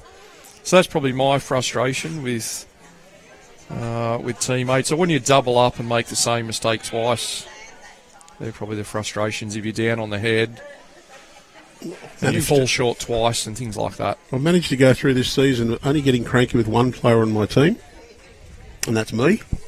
A couple of times I've not learnt from my mistake and made the same mistake twice. And got cranky with myself for that. Yeah, they're the frustrations as players, isn't it? When you try and play a certain shot and you miss it exactly the same way.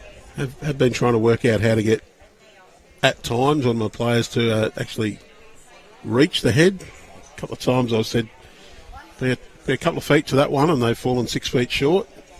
2 bowls in a row, and thought, well, what have I got to do to get them to reach? We need the position. But didn't get cranky or frustrated. It was more like, well, how do I get the best out of them? So I've been enjoying my season. Good attempt here, just at fighting the breeze and not quite turning back. It's pennants competition, either winding up or finished up for a lot of players in New South Wales. We're only a couple of weeks away from men's and women's state pennant finals, various venues around the state. And a lot of zone open pennant competition also beginning to wrap up, and those finals the last weekend in June. A busy time for pennant finals for all our 3 competitions, being the Open, the women's pennant and the men's pennant events. So best of luck if you are still competing for your club this season. This one might hold a long way, but it's got the right weight. It is against the breeze, so it does hold up. Well, that's probably second shot. Almost blown back against the bias to fall in then. I think 2 of us are supposed to play tomorrow, Lee. I think one of us will be.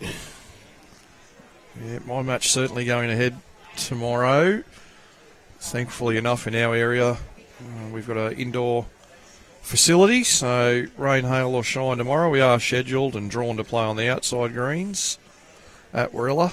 However, I know that both clubs in the competition that I'm playing in have agreed to move to the indoor should the weather not allow us to be outside. Well, pretty sure that'll happen. You know, we've both spoken to members of our clubs since we've been up here this week, and reports on conditions down in the Illawarra are not great. I did get the message that the greens at Siddos are closed. No social bowls till Tuesday. Wow, okay. Jan Rolph well underlined there. Well, that is the hand with the breeze. So for Rosita, she's going to play this forehand. I think it's 1 to the purple bowl at the front, Pamela Stevens.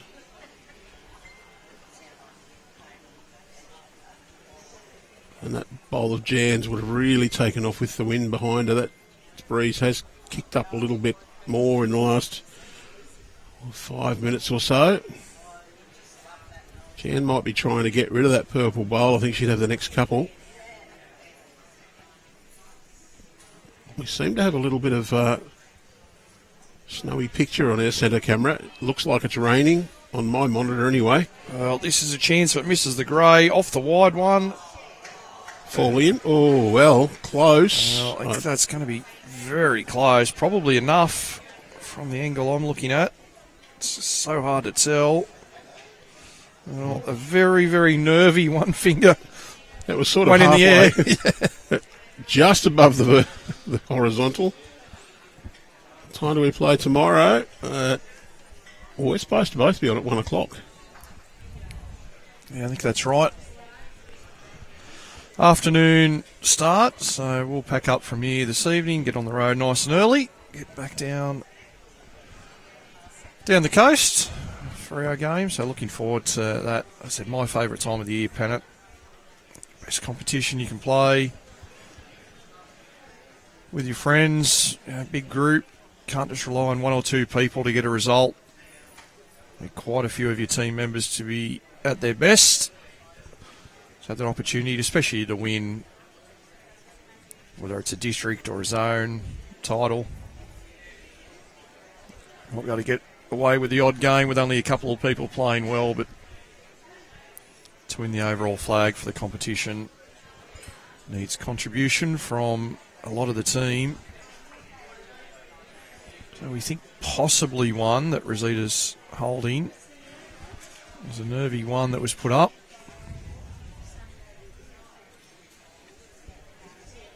The good news for me is my ears have recovered from the last time I played against Warilla.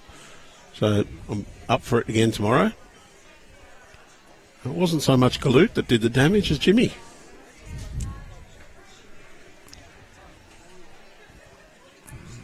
We go to the measure again.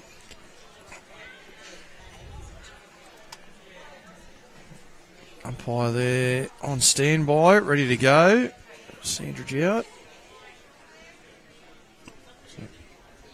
Thanks to a couple of Bowls New South Wales committee members who have volunteered to help out the team and give the local umpires a bit of a rest after a huge week.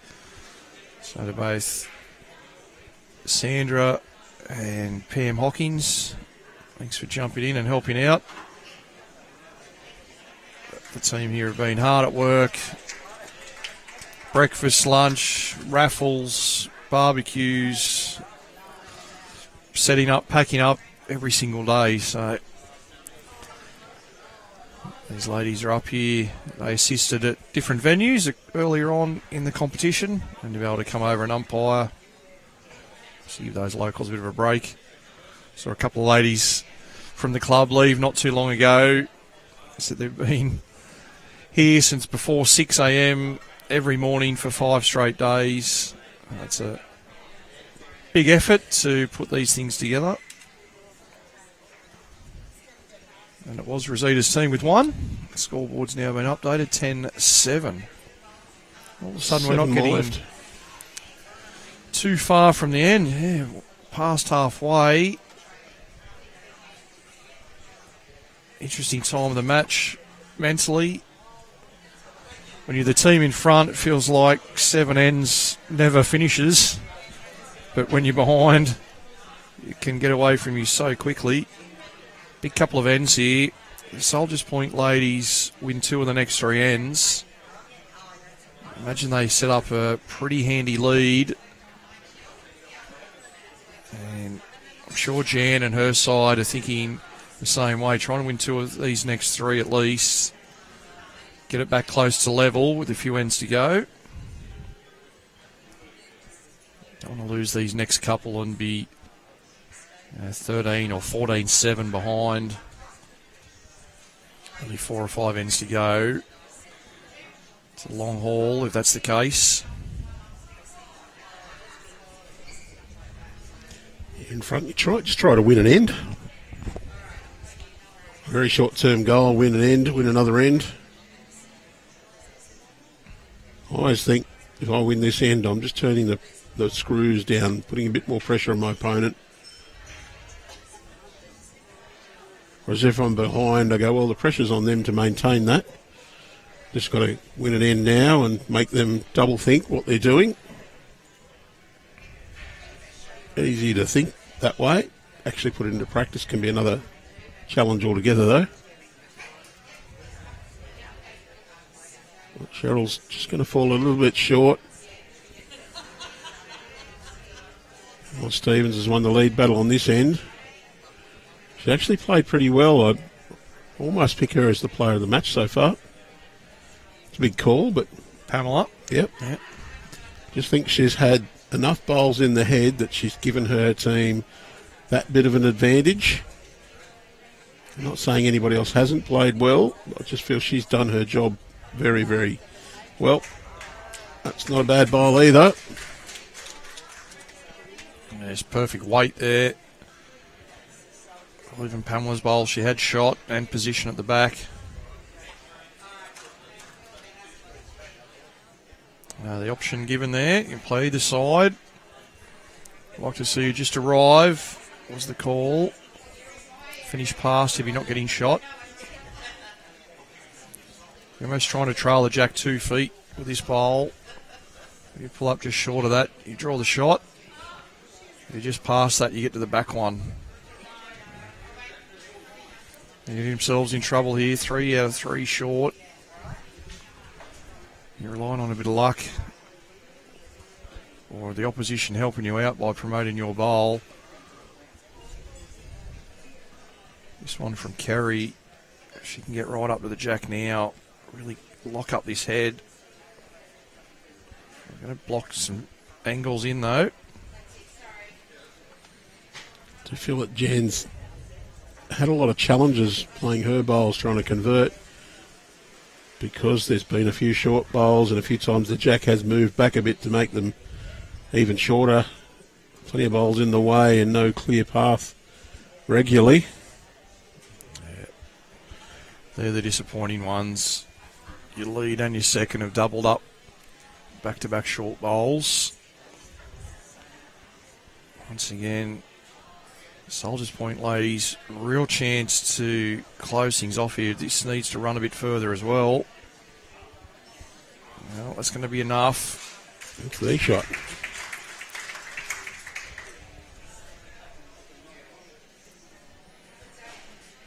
Draw to the tee. That's got to be the angle. Draw to the tee. Chance of working off your own. Angles here can work. It was their own bowl that came up. Well, it might even be second shot now. That's a good result. Rosita did indicate 2.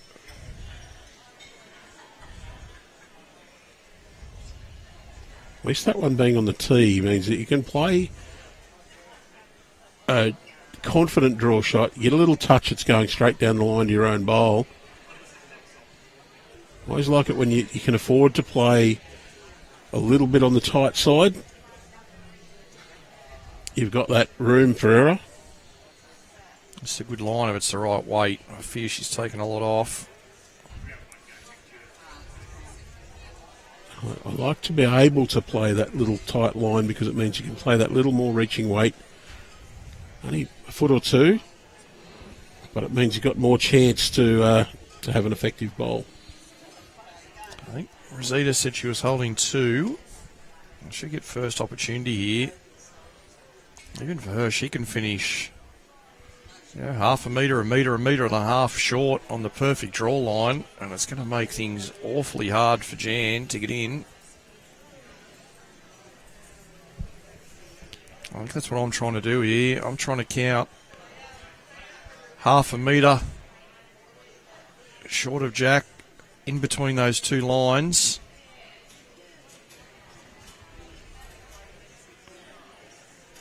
If it gets to this bowl and falls out, that would almost do it. Doesn't quite block it off, but certainly another counter. I'd count that as an effective bowl.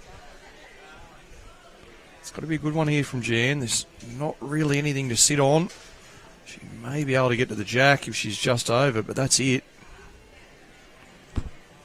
Certainly giving it a chance. Wants the white, not going to get it. Plenty of weight on that, right through to the ditch. As soon as she had to arrive, just overplayed it slightly. She can play that same line with the next one. Lose a couple of metres. Bit of time. The shot very seldomly played in our game. Really tempted at this point to be not counting with this one. A metre or two short, right on the line. Try and block off the angles. Pulls up anywhere there. Well, that's not too bad. Don't know if it was intentional or not. But that's pretty close to perfect. Maybe one bowl wider would have been ideal. But it does just visually force Jan to be a fraction wider. The perfect line is around it. She is on the outside of the mat, so the bowl should just get that little bit extra turn. That's a cracker. Drawn the shot. Oh, that's pretty close to saving the game. 3 down there. Just shows the class of Jan Rolph. Well, the difference was 13-7 down, 6 to play, or 10-8. That's a very big turnaround. Yeah, big momentum boost you'd hope for the team.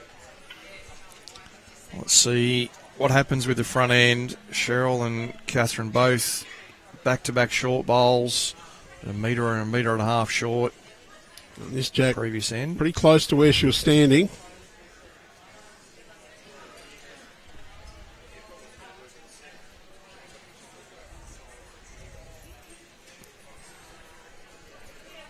We've got a nice little shaft of sunshine poking through again now.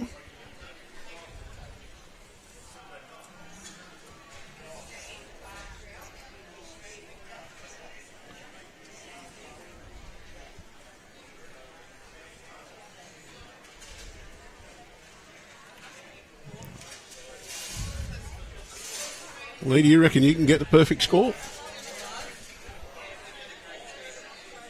Well, I know which team I want to finish on top. But, yeah, it's not going to be easy, which is good. It's what we want. And you see the graphic up on screen there. The Platinum Pennant Finals, the tipping competition was a huge success.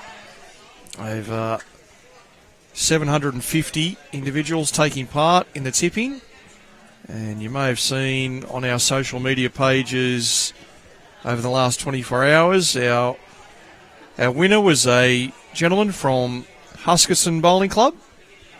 So he's won himself a P&O cruise. But part 2 of the tipping now is underway, and we're back from a fresh start. So if you were like me and didn't fare as well in the first tipping comp, you have a second chance to go around. Everyone's back on 0. We do need to register again.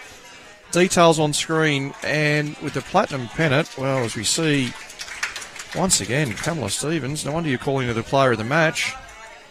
So far. Right on the jack. Yep. So that Platinum Pennant tipping, see the details on screen. We have 5 teams left now in the competition. First task for you is to pick all 5 teams and the order in which they will finish the event. So you pick the team who you think will win, you pick the team who you think will get to the grand final but not win it, and so on, right through to 5th place. And then after that, you need to pick the score and what you believe the grand final will be.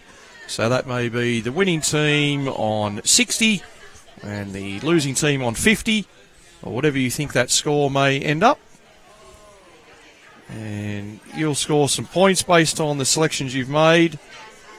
And there's a Drake's Pride bowls pack up for grabs, so plenty of goodies in that. I've seen the package, looks fantastic, and free to enter, and a prize well worth winning. So jump onto the website, you can go through, make those selections. You've got almost exactly 7 days.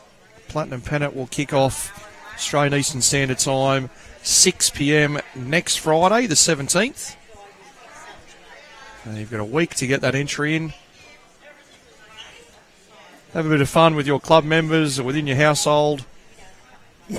Jump in, have a battle amongst yourselves of who can pick the winners. Needed a bigger little slide there. I know we'll probably do it at the office too, Andrew. We'll all put in an entry and see who comes out on top. I know you were the best performed out of all our staff in the first tipping comp for the regular season matches. So we'll do the same again in the office just for a bit of fun as well. Not that we were good enough, but we're not allowed to win. So if it happens to be a Bowls New South Wales staff member who does pick the perfect score, sorry, the next person down the line, they'll get the prize. We'll just get bragging rights amongst all of us in the office. I've already got those. I can give a little boast that I finished a whole 20th in the first iteration of the tipping comp. Couple of places ahead of the other staff members. I was in the top 750, I know that. I was happy with that. I think I might have known when not to tip the gorillas, whereas you felt obliged to. Billy, of course, unfortunately, he had to pick with his heart and tip the bulls everywhere round, and maybe didn't do so good. It was good. I know plenty of people at my club who were involved. It was just an extra talking point before and after each round. Oh, who have you picked? How much did you pick them to win by? Oh, I picked Tarrant Point. Oh, I picked Mount Lewis. Why did you pick those? And yeah, just a bit of a discussion and a bit of interest on the event. So, team running for cover here. See that bowl right on top of the jack. Contact's made, it's going towards the back, so just trying to get one into a position a bit past. Not quite as far as they'd wanted, I'd say. The Mystic Bowl, it's right at the back. That's one soldier's point, but the Red Martini, I reckon that's just about where the jack's going to go with some contact. The only danger, though, I reckon it's 3 at the moment, at least. I think first bowl here, you got to try and draw the shot. It'll be very hard to do, but just try and draw a good one in there. Maybe half a metre over. Make small contact, or just draw a good one in there. Cut it down. Give yourself another angle with your next one. If you do want to play with a few metres twice, you don't want to gap it twice, and give Rosita a metre and a half with both of her bowls to try and count. So you're the get one in there first kind of player. There's some that say, well, I'm going to have a crack with my first, so I've got my last to save. I think just match situation at the moment. Jan's closest bowl is the maroon, is it? That's right-hand side of screen, is that? Yeah. That's her closest. Just short on the right, I think that's it. Could be as many as 4 down. Yeah, hard to tell with that maroon one which of those bowls at the back that it's in front of, so it's at least 3. Look, I'll be trying to draw to the second wood behind Jack.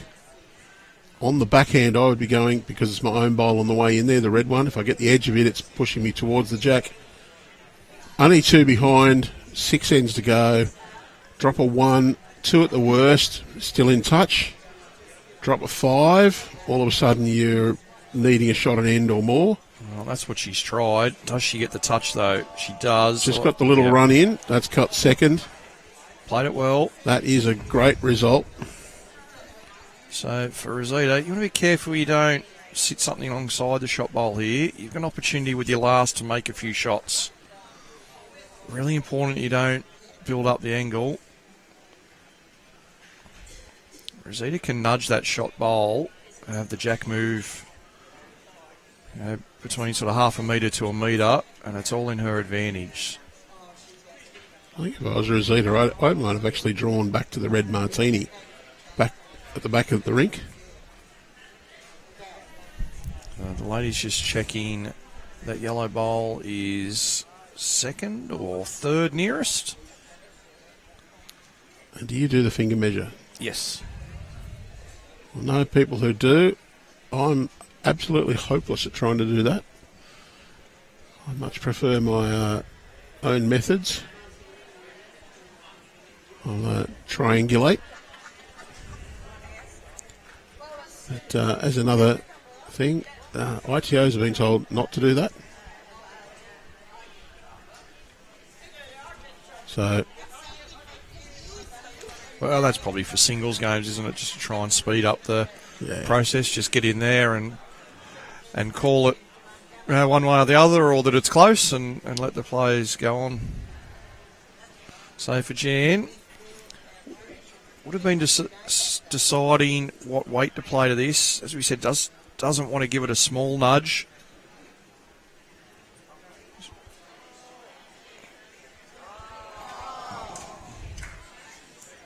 There's a few O's nearby us. Maybe not quite enough weight. So for Rosita, just try and draw a shot.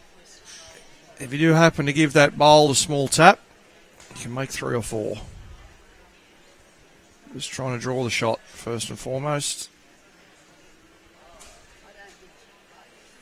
If you play it perfect, just overweight, give it a nudge.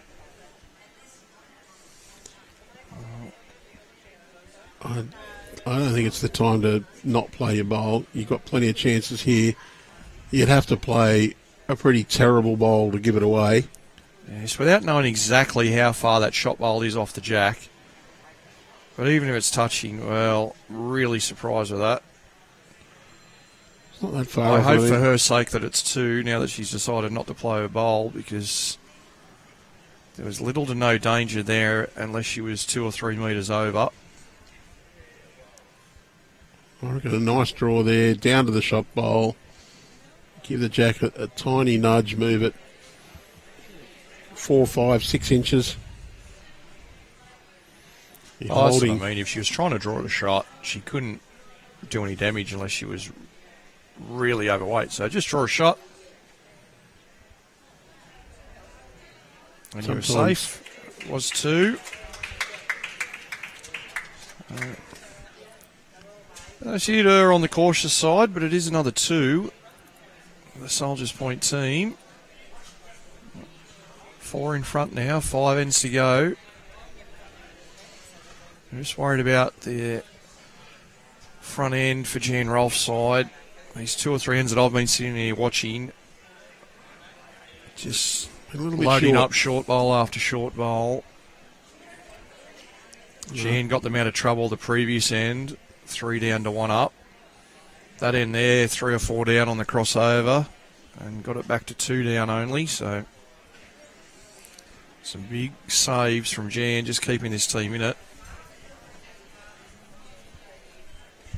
It's the Soldiers Point team who just shortened the jack up a little here, which is a big surprise, I must say. You might be playing into your opposition's hands here by shortening the jack up. Well, I would have thought with your lead and your second opposition being short, you'd just stretch it out a bit, try and exacerbate that shortness. Yeah, we don't know if this is tactics or whether she was trying to roll it a bit longer and just didn't quite get it away as well as she would have liked, but he's played at a pretty good start though. It's the main thing. If you didn't get the jack where you intended, play a good bowl. Get the smile back on the skip's face. So can Cheryl and Catherine capitalise on this slightly shorter jack? You see the indication there from Jan, really trying to urge your teammates to get to the jack or past, and got the single clap, the dreaded single clap. Yeah, that's not really a praise, is it? That's the one. Yeah, Skip's not happy at all. You only get one clap. Well, that is a good bad bowl, or a bad good bowl. I think you're taking it at the moment. It's good leading. That It's we're just playing. a little unfortunate that it's finished jack high. This event, that's really good bowls. Most of the time I play it, I would review that setup as an invitation. Cheryl Gillard, what a bowl. Yeah, it's a good shot. Well, it's a different, obviously, the standard of the game that you're playing and the opposition you're up against. I'm happy enough with those two. We've got a chance now. One down. The second's playing good weight here. And she is. Yeah, great shot. One of the Soldiers Point team, Kerry Pedder. And all of a sudden, Jan's team with nothing past the jack. Got to work in on the forehand. Got to use that maroon bowl. Metre and a half of weight even. Get past if you miss. But you can work in. I'm sure you'll see the signal here. In off that bowl. Or get past. The only thing you cannot do with this one, you cannot finish in the draw line short of jack here. You're leaving your team in all sorts if you pull up short here. So It's got to arrive. For Catherine, this is just wide of the target. Does it get past to where the jack may be angling towards? And it has. So at least you got a chance. And you see Jan acknowledging that. Yep. And that's what you find, that the good players who are, I say, attacking skips, in that they'll take every opportunity that's presented to them, commonly say they're happy for the lead to be anywhere but short. I know Ali Schreiner and a Matt Bouse, Benny Twist even, Carl Healy is particularly one who says, whatever you do, don't fall short. A, don't want bowls in the draw line or the attacking line. And B, know that if you present your opportunity to an opponent to trail a jack a metre for a 3 or a 4, more often than not they will do it in the level of bowls they're playing. Well, and those guys that you mentioned, along with their other elite players, they're just so good. They back themselves. If they've got clear access to the jack with nothing in front, they'll just back themselves to be close every time. And like you said, if they've got that collection of bowls just past, they can trail the jack back to those bowls. But there's nothing worse, and you're skipping in your pennant at the moment. There's nothing worse when you're close to something and you run into your own teammate's bowl.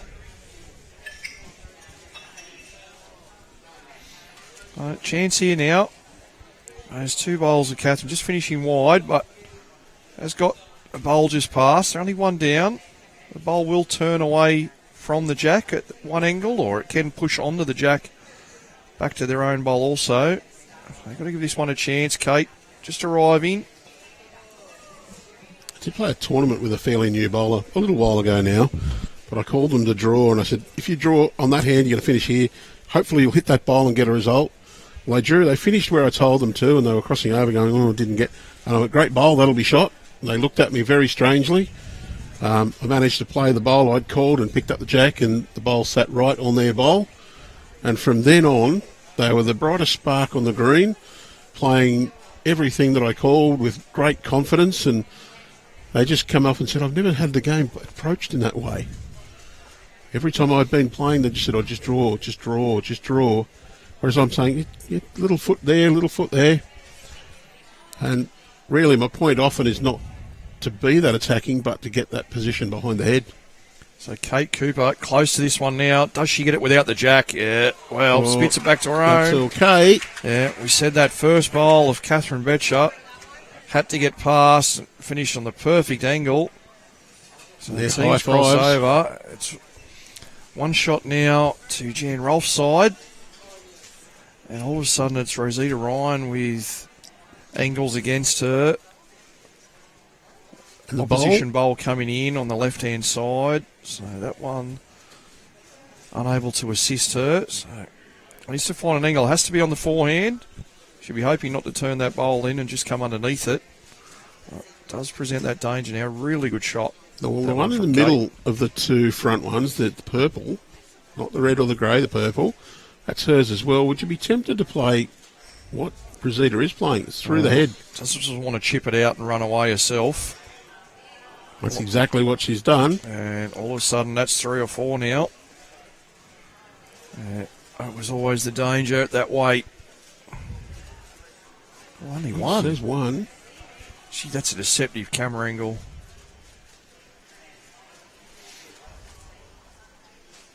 That grey one out the side must be closer than Has it to be looks. second shot, doesn't it? The one just to the right of the centre line. That's really deceptive. I thought Rosita was more down with that when she took that bowl out. I don't think you can leave that shot again, though. They're calling to the back of the rink, but... But would you be tempted to go the other hand and play through the grey bowl, knowing that if you just come past it, you're going to finish back there anyway? I think for me, I'd be drawing forehand, trying to turn my own a couple of times. At the moment, it's just clear access to the jack for Rosita. She can almost play exactly the same bowl. It's not quite where she wanted it, but could be a little bit handy. That really does look like a lot of shots, and they've only signalled it's one. Well, yeah, I'm not sure there. That hand movement from Julie Schumacher saying she thought she was 4 down. So, reading 2 very conflicting stories from our thirds. Well, the third for It might be Jan all may have changing just now said anyway. 1 because she said we're shot. This falls back. It's going to... Well, it's 2 anyway now. Yeah. You'd have to say it's 2. 2 That's the only signal. by the looks of it. So, Jan, draw another shot. Lift Forehand. that grey bowl up. Yeah, forehand up and over. Even if you're a little tight onto your own bowl, onto the shot bowl, Rosita's got no bullets left. So it doesn't matter where the jack ends up as long as you're holding a few. You roll your own onto it and the jack moves back a little bit. You might even bring your own yellow one in. You're a bit wide, you roll the grey one over.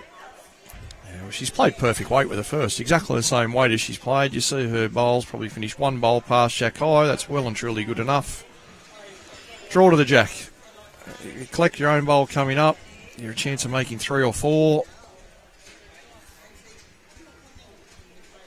I feared for a moment she was going to not play this bowl when she walked up. I thought, oh, wow. That would have been my last bowl in the commentary box if she didn't play this. She didn't play a bowl on about the second end and she was 1 down. Must have been extreme danger that she thought anyway. So, Jan, same weight. Yep, that's that better line. Underneath that shortest bowl on the left, and you're a chance with good weight. Just got to finish it off. Yep, there it is. That'll That do. counts. At least 3. Things are getting closer. Well, how That's many it. bowls are going to end up on the bowls cloth? A few people make fun of putting them on the bowls cloth. I actually like the process. Especially if you're one who gets a bit forgetful about what you've taken out and what you haven't. If you put them on your bowls cloth, you're certain it's just grouping them together.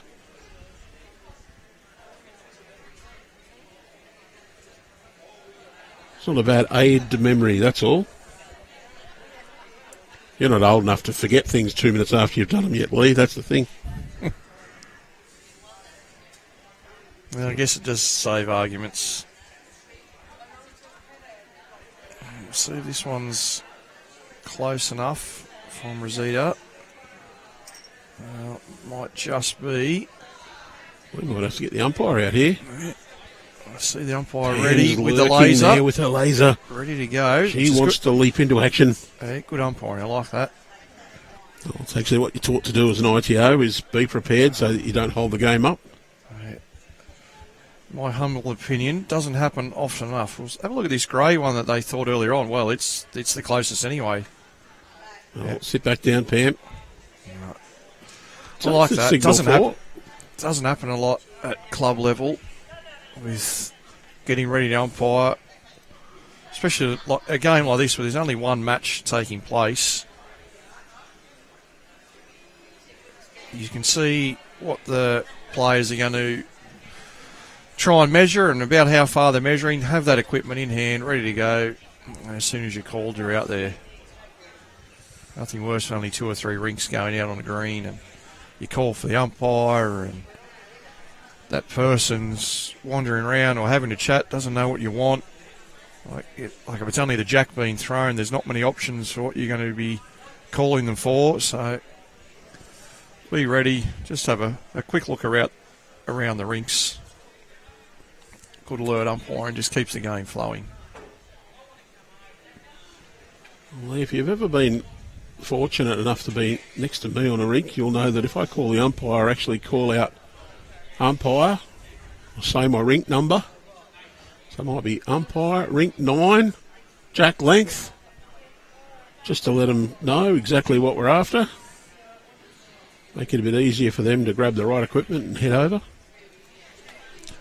I'm still going to assume that quite often you've encountered that not even being adhered to straight away and the message sinking in.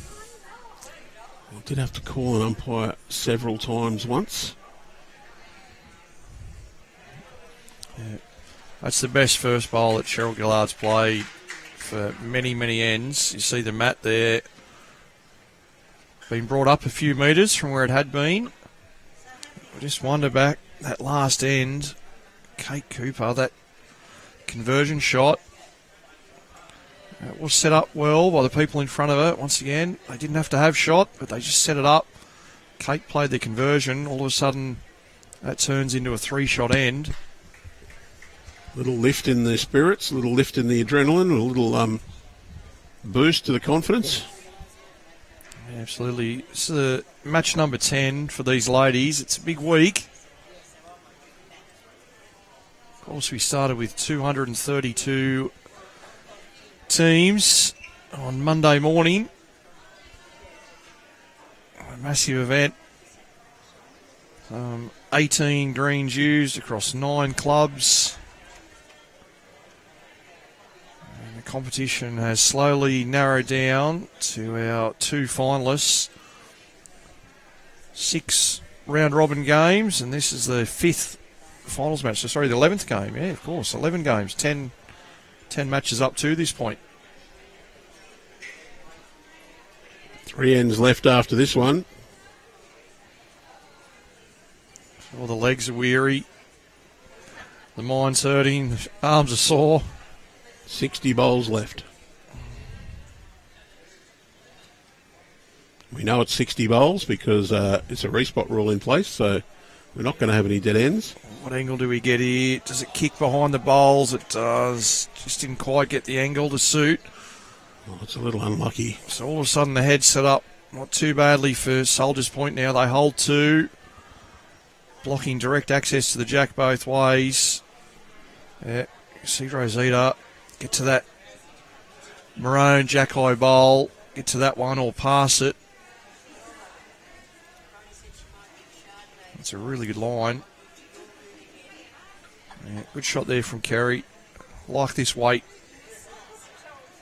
Finishing in behind. Yeah. Nice clap from a skip. I think I'm going to be calling my player, if I'm Jan, on the forehand, just through those 2 bowls, drawing just enough weight to get to our bowl at the back. Maybe even a little bit more. If you get the split, you're good. If you get either one of them, you've got a chance to run it onto the jack. And just open that head up a little bit. These are the weight-specific ones. They don't have to be perfect. You can overplay these. Underplay, you get no result. Overplay, you're a chance. Didn't mind that weight. Gets to the respot as well, closest bowl to the tee. Don't mind that one at all. She's given it a chance. The blokes I've played with this year have had that a lot. Good. You gave that a chance. That's good. This second one here from Kerry. Won't mind getting past her first now. She may get down towards the respot as well. That will be the closest to the respot. See the call there from Jan. Try and play the Moses Bowl. Part the purple sea. Yeah. Well, it's not far away from drawing shot. Don't worry about going for the split. Kicks around the front for shot. Nothing like what was asked. However, somehow has got shot. I think the answer there is I didn't quite see it that way, but well done.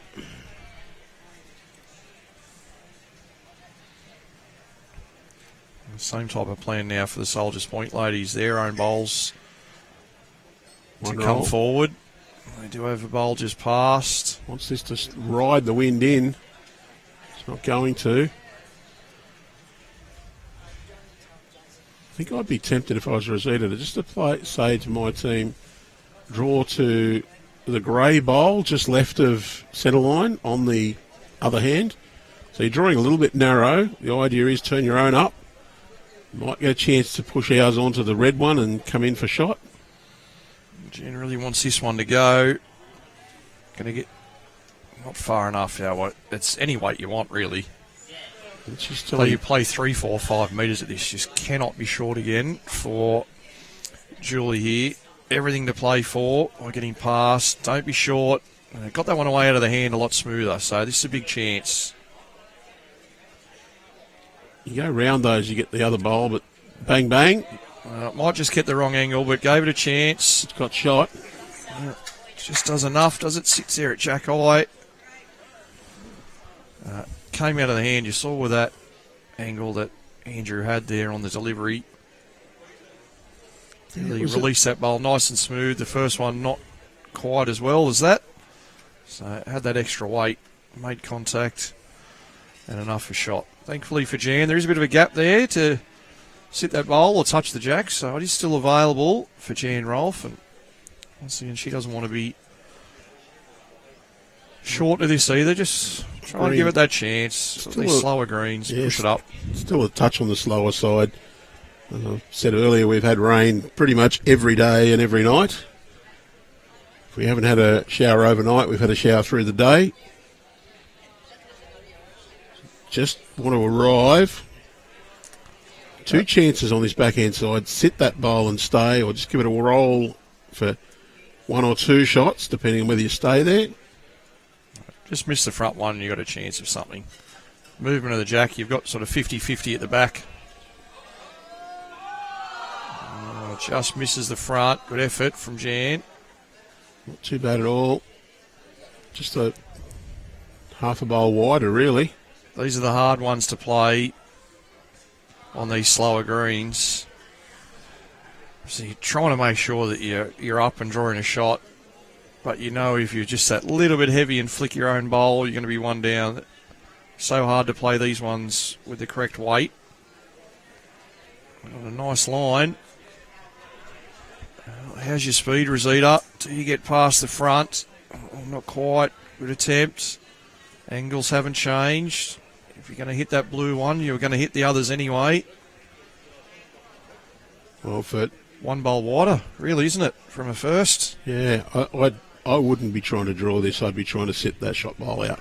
Yeah, I'm just looking. There's no real angle. I don't feel that she can get that maroon bowl out without getting onto the jack. So, yeah, just miss that front one. You're a chance. Same thing. You get a good result whether you're half a metre over here or 5 metres over. So just make sure you pass jack high. Pick the line you want to match the weight that you want to play. If this green was slightly running, you'd almost say get a little tickle on the jack to make 3. I don't think she's out anywhere near wide enough. Well, I didn't like it earlier on when Rosita took the shot, but I'm happy enough here if she wants to try and take this one without playing the last bowl. Oh, well, the call was that it's a measure. Julie just not quite committing to say that we're definitely holding. That bowl of Rosita, the blue first one, Well, probably about 2 feet, 2.5 feet short of jack. Would need another 1.5 feet of weight to count. if it's that red bowl that's the measure, you'd be tempted to play Well, she's not playing it. Solid weight. She's not going to play it. We're straight to a measure. Knowing that if you smash the front and put it onto the jack and it goes right back to the back, you're still shot. You get rid of that one, you'd be 3. We'll see what we Good, get. good chook run shot.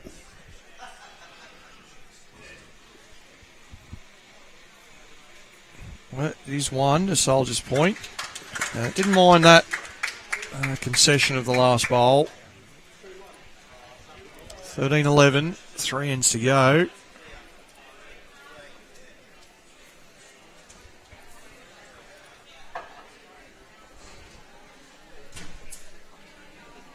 So we'll get that updated. Actually 13-11. It's just removed one end off our scoring system. So we're just fixing that up now. 13-11 with 15 ends played. There we go.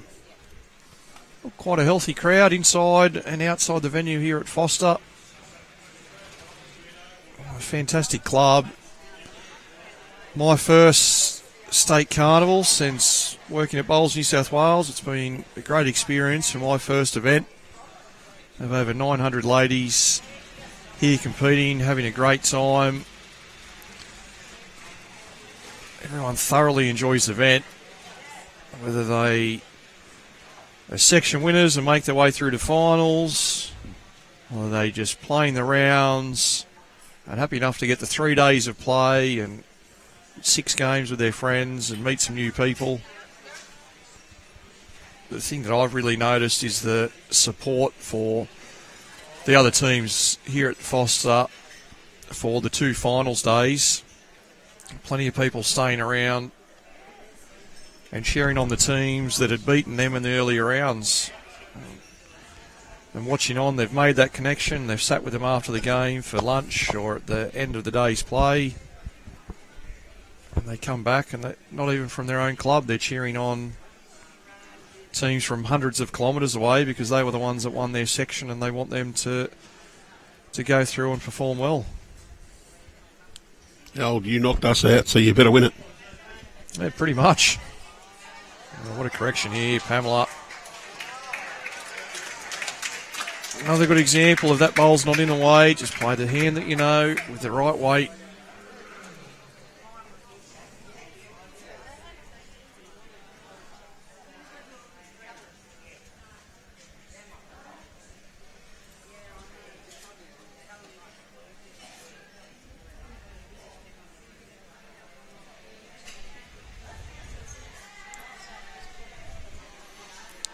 Good ones there from Cheryl. Not shot at the moment, but set it up. 2 bowls past the jack.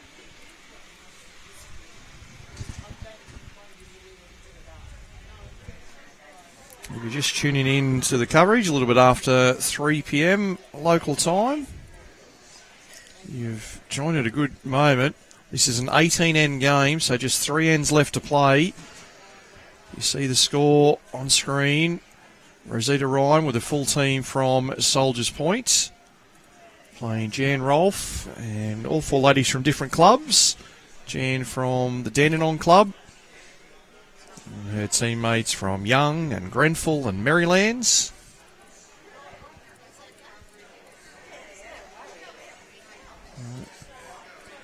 It's not a bad thing to see, actually, from an organiser's point of view, to see 1 full team of ladies from the same club and 1 full composite entry. So, yeah, it just shows the beauty of this format and the entries that are available to the event. Jan Rolph went through her section with 6 wins from 6 matches, plus 70. 134.64. Rosita, on the other hand, was also unbeaten. 5 wins and a draw. Okay, so these ladies yet to lose a game in the whole championship. Interesting head building up here at the moment. That the shot bowl as well as the light grey belonging to Soldiers Point, so they don't really have a bowl past the jack. That last one from Catherine Betcher, should be really disappointed with that. Had a real good chance to sit that jack high bowl or get past. But is Julie Schumacher's going to get in first and probably drop right in front of the jack here, just like that. Wonderful bowl. Yeah, that's a So Rosita, potential end winner, that one. round one, way back on Monday at Taree Leagues, had a draw with the Fig Tree team, El Godfrey, then had 5 wins in her section. As you see, an attacking bowl. Kate Cooper, right weight, missed the line. And Rosita straight away, thinking, go for cover. Don't be afraid to even go a bit further back than that, Rosita. You've got a bowl just below that camera shot that's against you, that's down near the respot. Yeah, this one's going to get towards the back. We'll get that camera just moved back a little bit. We'll show you these bowls that are down near the respot here as they just go out of camera. One for each team there.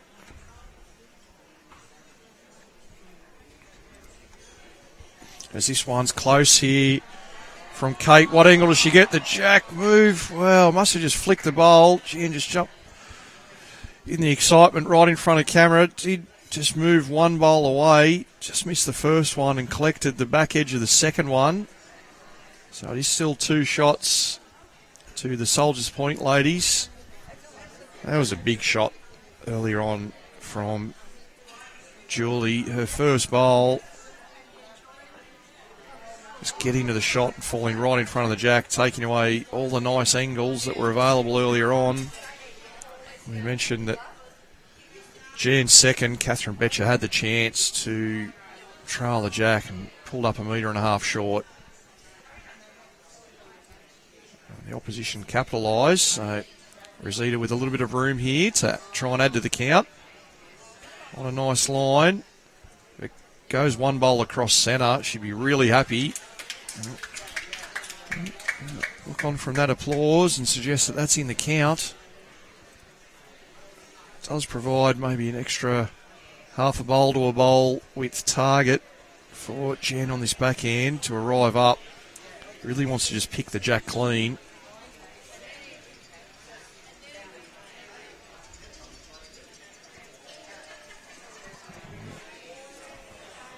Just catches bowls at the front, so much the same for Rosita.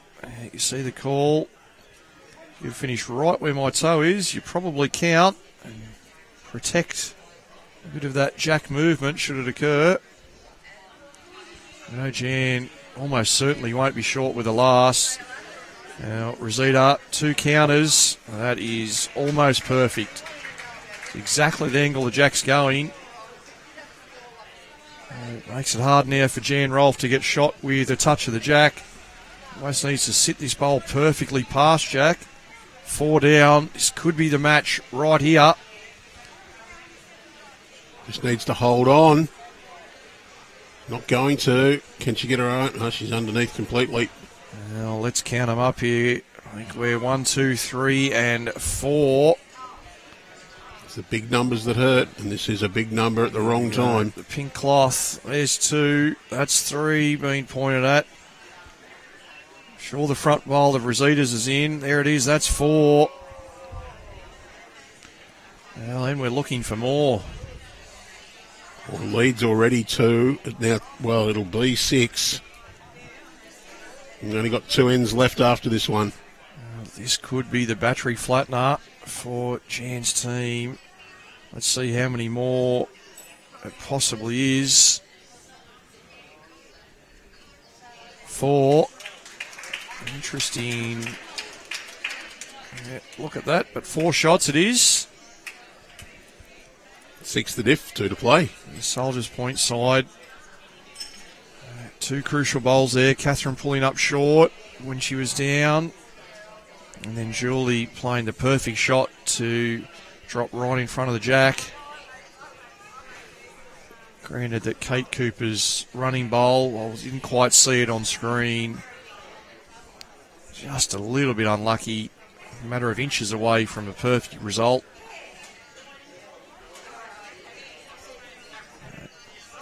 $17-11. And while not mathematically the case, I'm going to call this a must-win end. Jan has to win this one and probably secure a multiple in doing so. Well, what is reasonable chase on the last end? That's the big question. Yeah, it's hard to know with the way the ladies are playing, but you would think you don't want to try and get any more than 3 on the last end, remembering that you won't have last bowl. Then again, we did see to win this end. A remarkable finish to the Champion of Champions last week in the men's final, where we had a score of 14-11 with 2 ends to go. So a count of 6 for Razor and Cole to go 3 ahead, and then Emmy and Daz picked up a 4 to win. Well, maybe this is the tactic. Put 7 bowls at the respot and ask your skip to kill it with the last. My team's never suggested that to me. Probably because they don't back me to hit it. We'll see what happens. I like at least that Cheryl's first has passed the jack. And this is almost also certainly not scoring multiples with grouping him up the front. It's Pamela's worst end. She's played really well. But here's the opportunity. Well, this is up or on it again. Yeah, well played, Cheryl Gillard. Front touch up. Great bowl. So it got backward and shot. It's very hard to manufacture these big scores. They just happen in the end. Last end, Rosita's team didn't go into the end trying to score a 4. It fell that way with the player bowls, so just let it happen. Oh, what a shot here. Oh, Kerry Redder. Brilliant bowl. Still chances. Just arrive, even if you're back with, yeah, there it is. Don't mind if you're back with our bowl. Sit the bowl, trail the jack. Going to play that narrower side against the breeze. You can hold a pretty tight line here with weight. Well, that's the line. It's close. I was maybe hoping for that little bit more weight to the back one, but they do have 2 together behind. And Rosita saying, hit the pause button, get me one past the jack, please.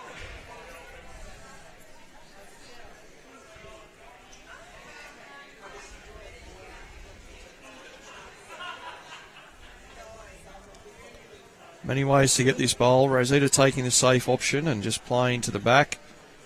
Could have also tried to go on the forehand and sit either of those bowls or trail the jack half a metre or a metre herself.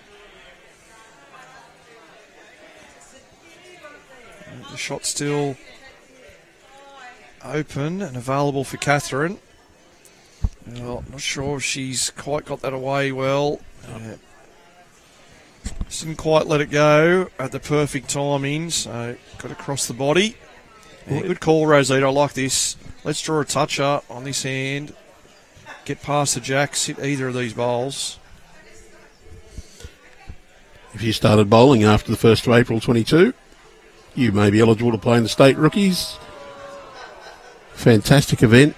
Even better than State Carnival, some of the blokes would say. Of course, the State Carnival people would say no. But check out all the information on the bowlsnsw.com.au. Point your mouse at events. Choose annual events and then rookies. Yes, that rookies competition. There's a singles and a pairs event.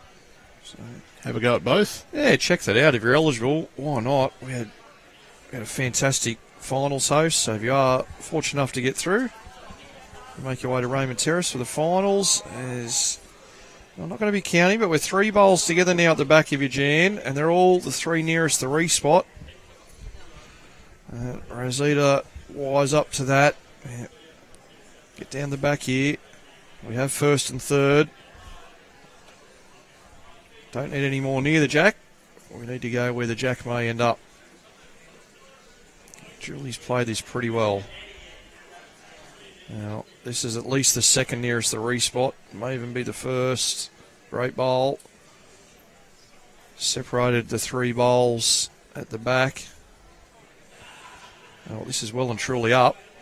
Does it bend in time with that extra weight? It won't. No. And loses it into the ditch. So Jan Rosita has to play 2 really good bowls here to make a 3. Rosita has to think, what's Jan going to play? And how can I stop it? Or how can I cover it?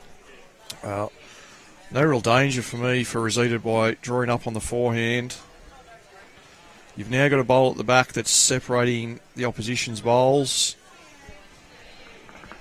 It's the only other way if you want to be 1 metre past the jack. That's the only other spot, but I'm prepared to take that risk at the moment. Well, they're going to try and play it.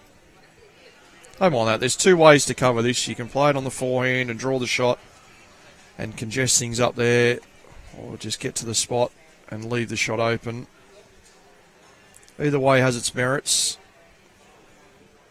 Well, yep, she's got to exactly where she wanted to. Yeah, the danger before was that Jan got the grey bowl through and just moved the jack to there.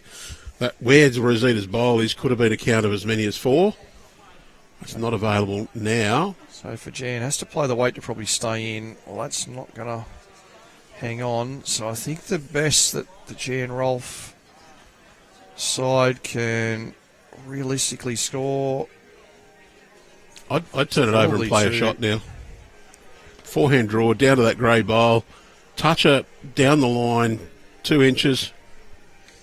Either that or cover the back. It's not that bowl with the white rings. That belongs to Jan Rolph, doesn't it? Yep. So they do have a couple down there. It's pretty hard for the jack to end up exactly in that spot. Just trying to look at these angles where the Jan, I think still the best she can get is 2. But needs to ensure that the bowl in her hand probably needs to count. Well, that's missing as well. So we're 7 shots the difference going into the last end. 18-11. Well, need a maximum now. And Jan walking down. I just wonder if we may have seen our last end here. 7 the difference. Are we going to go the distance, or will they concede? Little team meeting. We either try and get an 8, or we get involved in a lotto draw. What's our best chances? On the Soldiers' Point, ladies, I'm not looking on at this conversation. Be ready to play.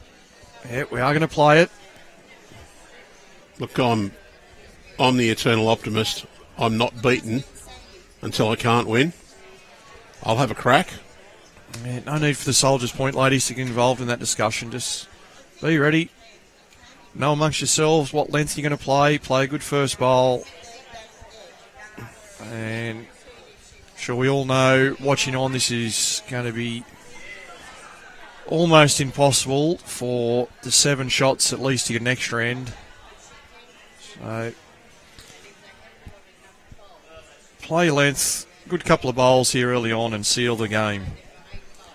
Then again, those who have listened to me broadcast will recount that there was an Australian Fours Championship final where the New South Wales team led by 7 with an end to play and lost, and did not play an extra end. They dropped an 8.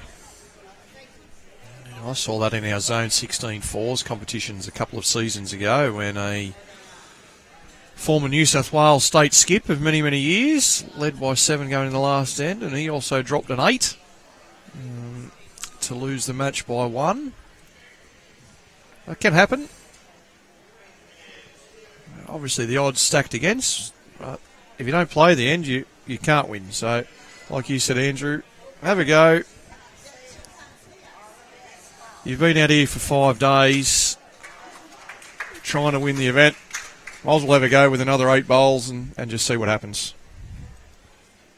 I'm also mostly playing with the Albatross, and the Albatross is not going to give up. We're realistic that our chances will be slim, but we'll have a crack and at least try and go down fighting.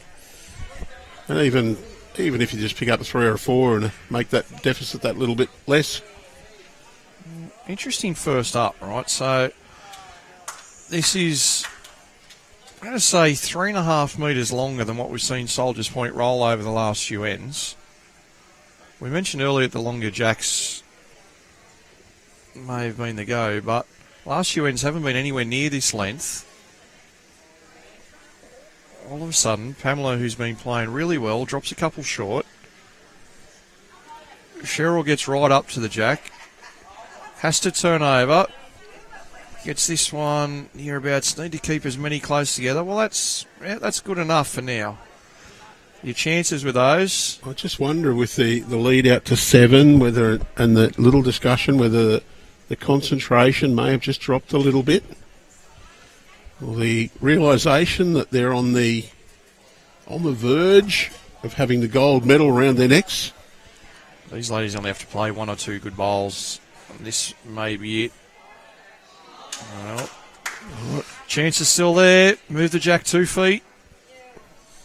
That was Cannot be short. Just trail the jack right to where Jan's standing. You need a lot of luck and hope that your opposition misses plenty of times.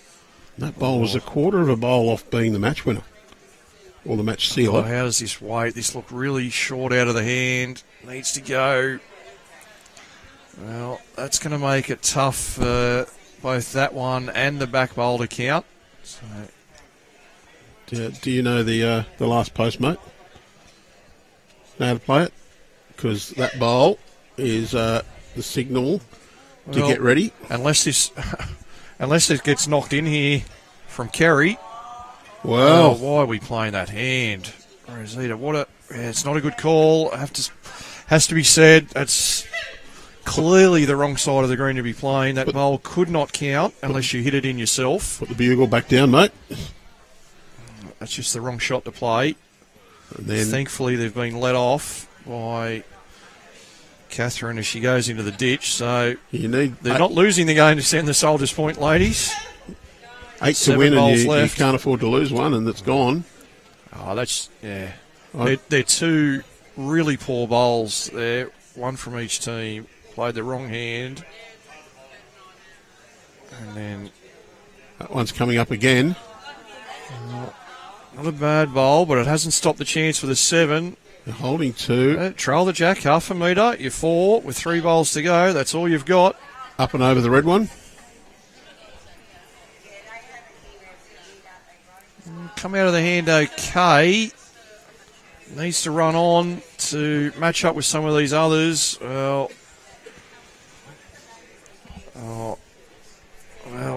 Rosita flirting with danger again.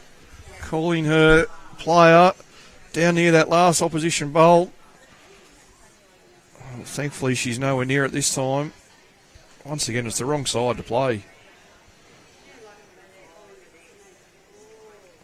That's going to be enough. Got away with it. That'll seal things. There's no realistic chance of 7 now. Can't kill it. There is no dead ends by killing the jack anyway. And can you crack the jack in half? Would that help? Well, you smash the jack, yes.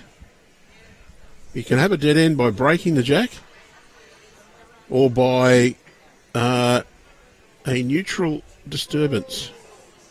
So an apocalypse or something like that happen, and hope for a severe downpour of rain and the green starts flooding and you don't get to complete this end and get to come back out and restart it. Yep, Lee, you're on. How's that for the eternal optimist? You're out there doing the rain dance. I'm one who says, they say, our conditions of play are no dead ends. Now, well, no, your condition of play is a respot for the jack in motion going out of bounds. Okay, so it is Jan Rolph's team holding. Rosita, please play the forehand. Don't play the backhand and risk any chance of bringing that other bowl in. Well, she's trying. She's trying to keep this game alive. She pushes this wide and rolls that maroon bowl forward. Honestly, though, she's got to play a terrible bowl to get it. Well, you can't hit it if you play the forehand. Precisely. You don't need shot. You don't even need second shot. You throw them at the boundary peg if you want. You just need 5th shot. 5th shot will do. 7th shot will do. You can't lose the game unless you hit that red one up, and even then it's going to be... Play the forehand, rumble through your own bowls. Well, Jan not trying to crack the jack with this bowl. Maybe she's going to save that for a last. Well, Catherine Lamond, she said the thing we're not allowed to say yet. Well, The commentator's curse is never declare a winner. It's game, set, bingo. There's no coming back from this. That That's downpour hasn't occurred. That's it. There are too many short bowls. All right. She's still going to play that back inside, though. Well, it doesn't matter now. She's not going to hit both of those up this time, so it'd be a good time to roll one down left-handed, have a bit of fun for Rosita. I know, Jan, you need to full pelt. You need a Ryan Bester drive to clean out 6 bowls. Well, no, crack the jack, more chance. I understand this. Why are we playing this bowl if you're not trying to win the game? Anyway. Formality of completing the end. So, Jan... Doesn't even watch where it finishes. Just draws another shot. It's a matter of just finishing off in style. 2 or 3. Well, they've scored multiple here to finish. Well, you know the game's done. The cloth's not even coming out to put the bowls on. The 2 it is. So 18-13. The team from Soldiers Point have wrapped up the win. Pamela Stevens, Kerry Pedder, Julie Schumacher and Rosita Ryan. 18 shots to 13. Our final score. Thanks for tuning in. I'll let Andrew wrap things up for our coverage. So thanks everyone for joining us. It's a big farewell from Foster and a big thank you to all of our host clubs. We look forward to your company on Monday morning for the Champion of Champions. Until then, it's good night for now, but enjoy our media item here on the Carnival. You're like a circle that floats around me, keeping me safe and sound. Well, we're at Foster today playing in the State Carnival. This is my 4th year coming to the State Carnival. It's my favourite event of the year because there's so many women all in the one place with the same love of bowls.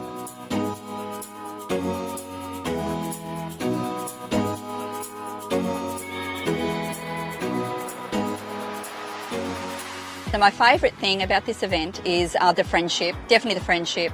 The competition most certainly, that's what we're here for. But you get to go on holidays, you meet your friends, you have great times, and people that you haven't seen for a long time, they're rocking up saying hello to you. It's fantastic, so yeah. And it's just a great atmosphere to come up and see so many different clubs and ladies that sometimes you only see once a year at these state carnivals. So it's great to catch up and also meet new players as well. The atmosphere is amazing.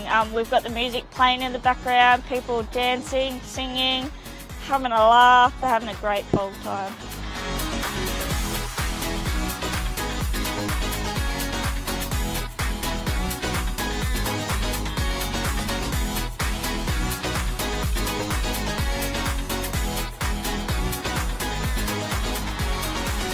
Anybody that's thinking of coming to the State Carnival, I suggest you do it.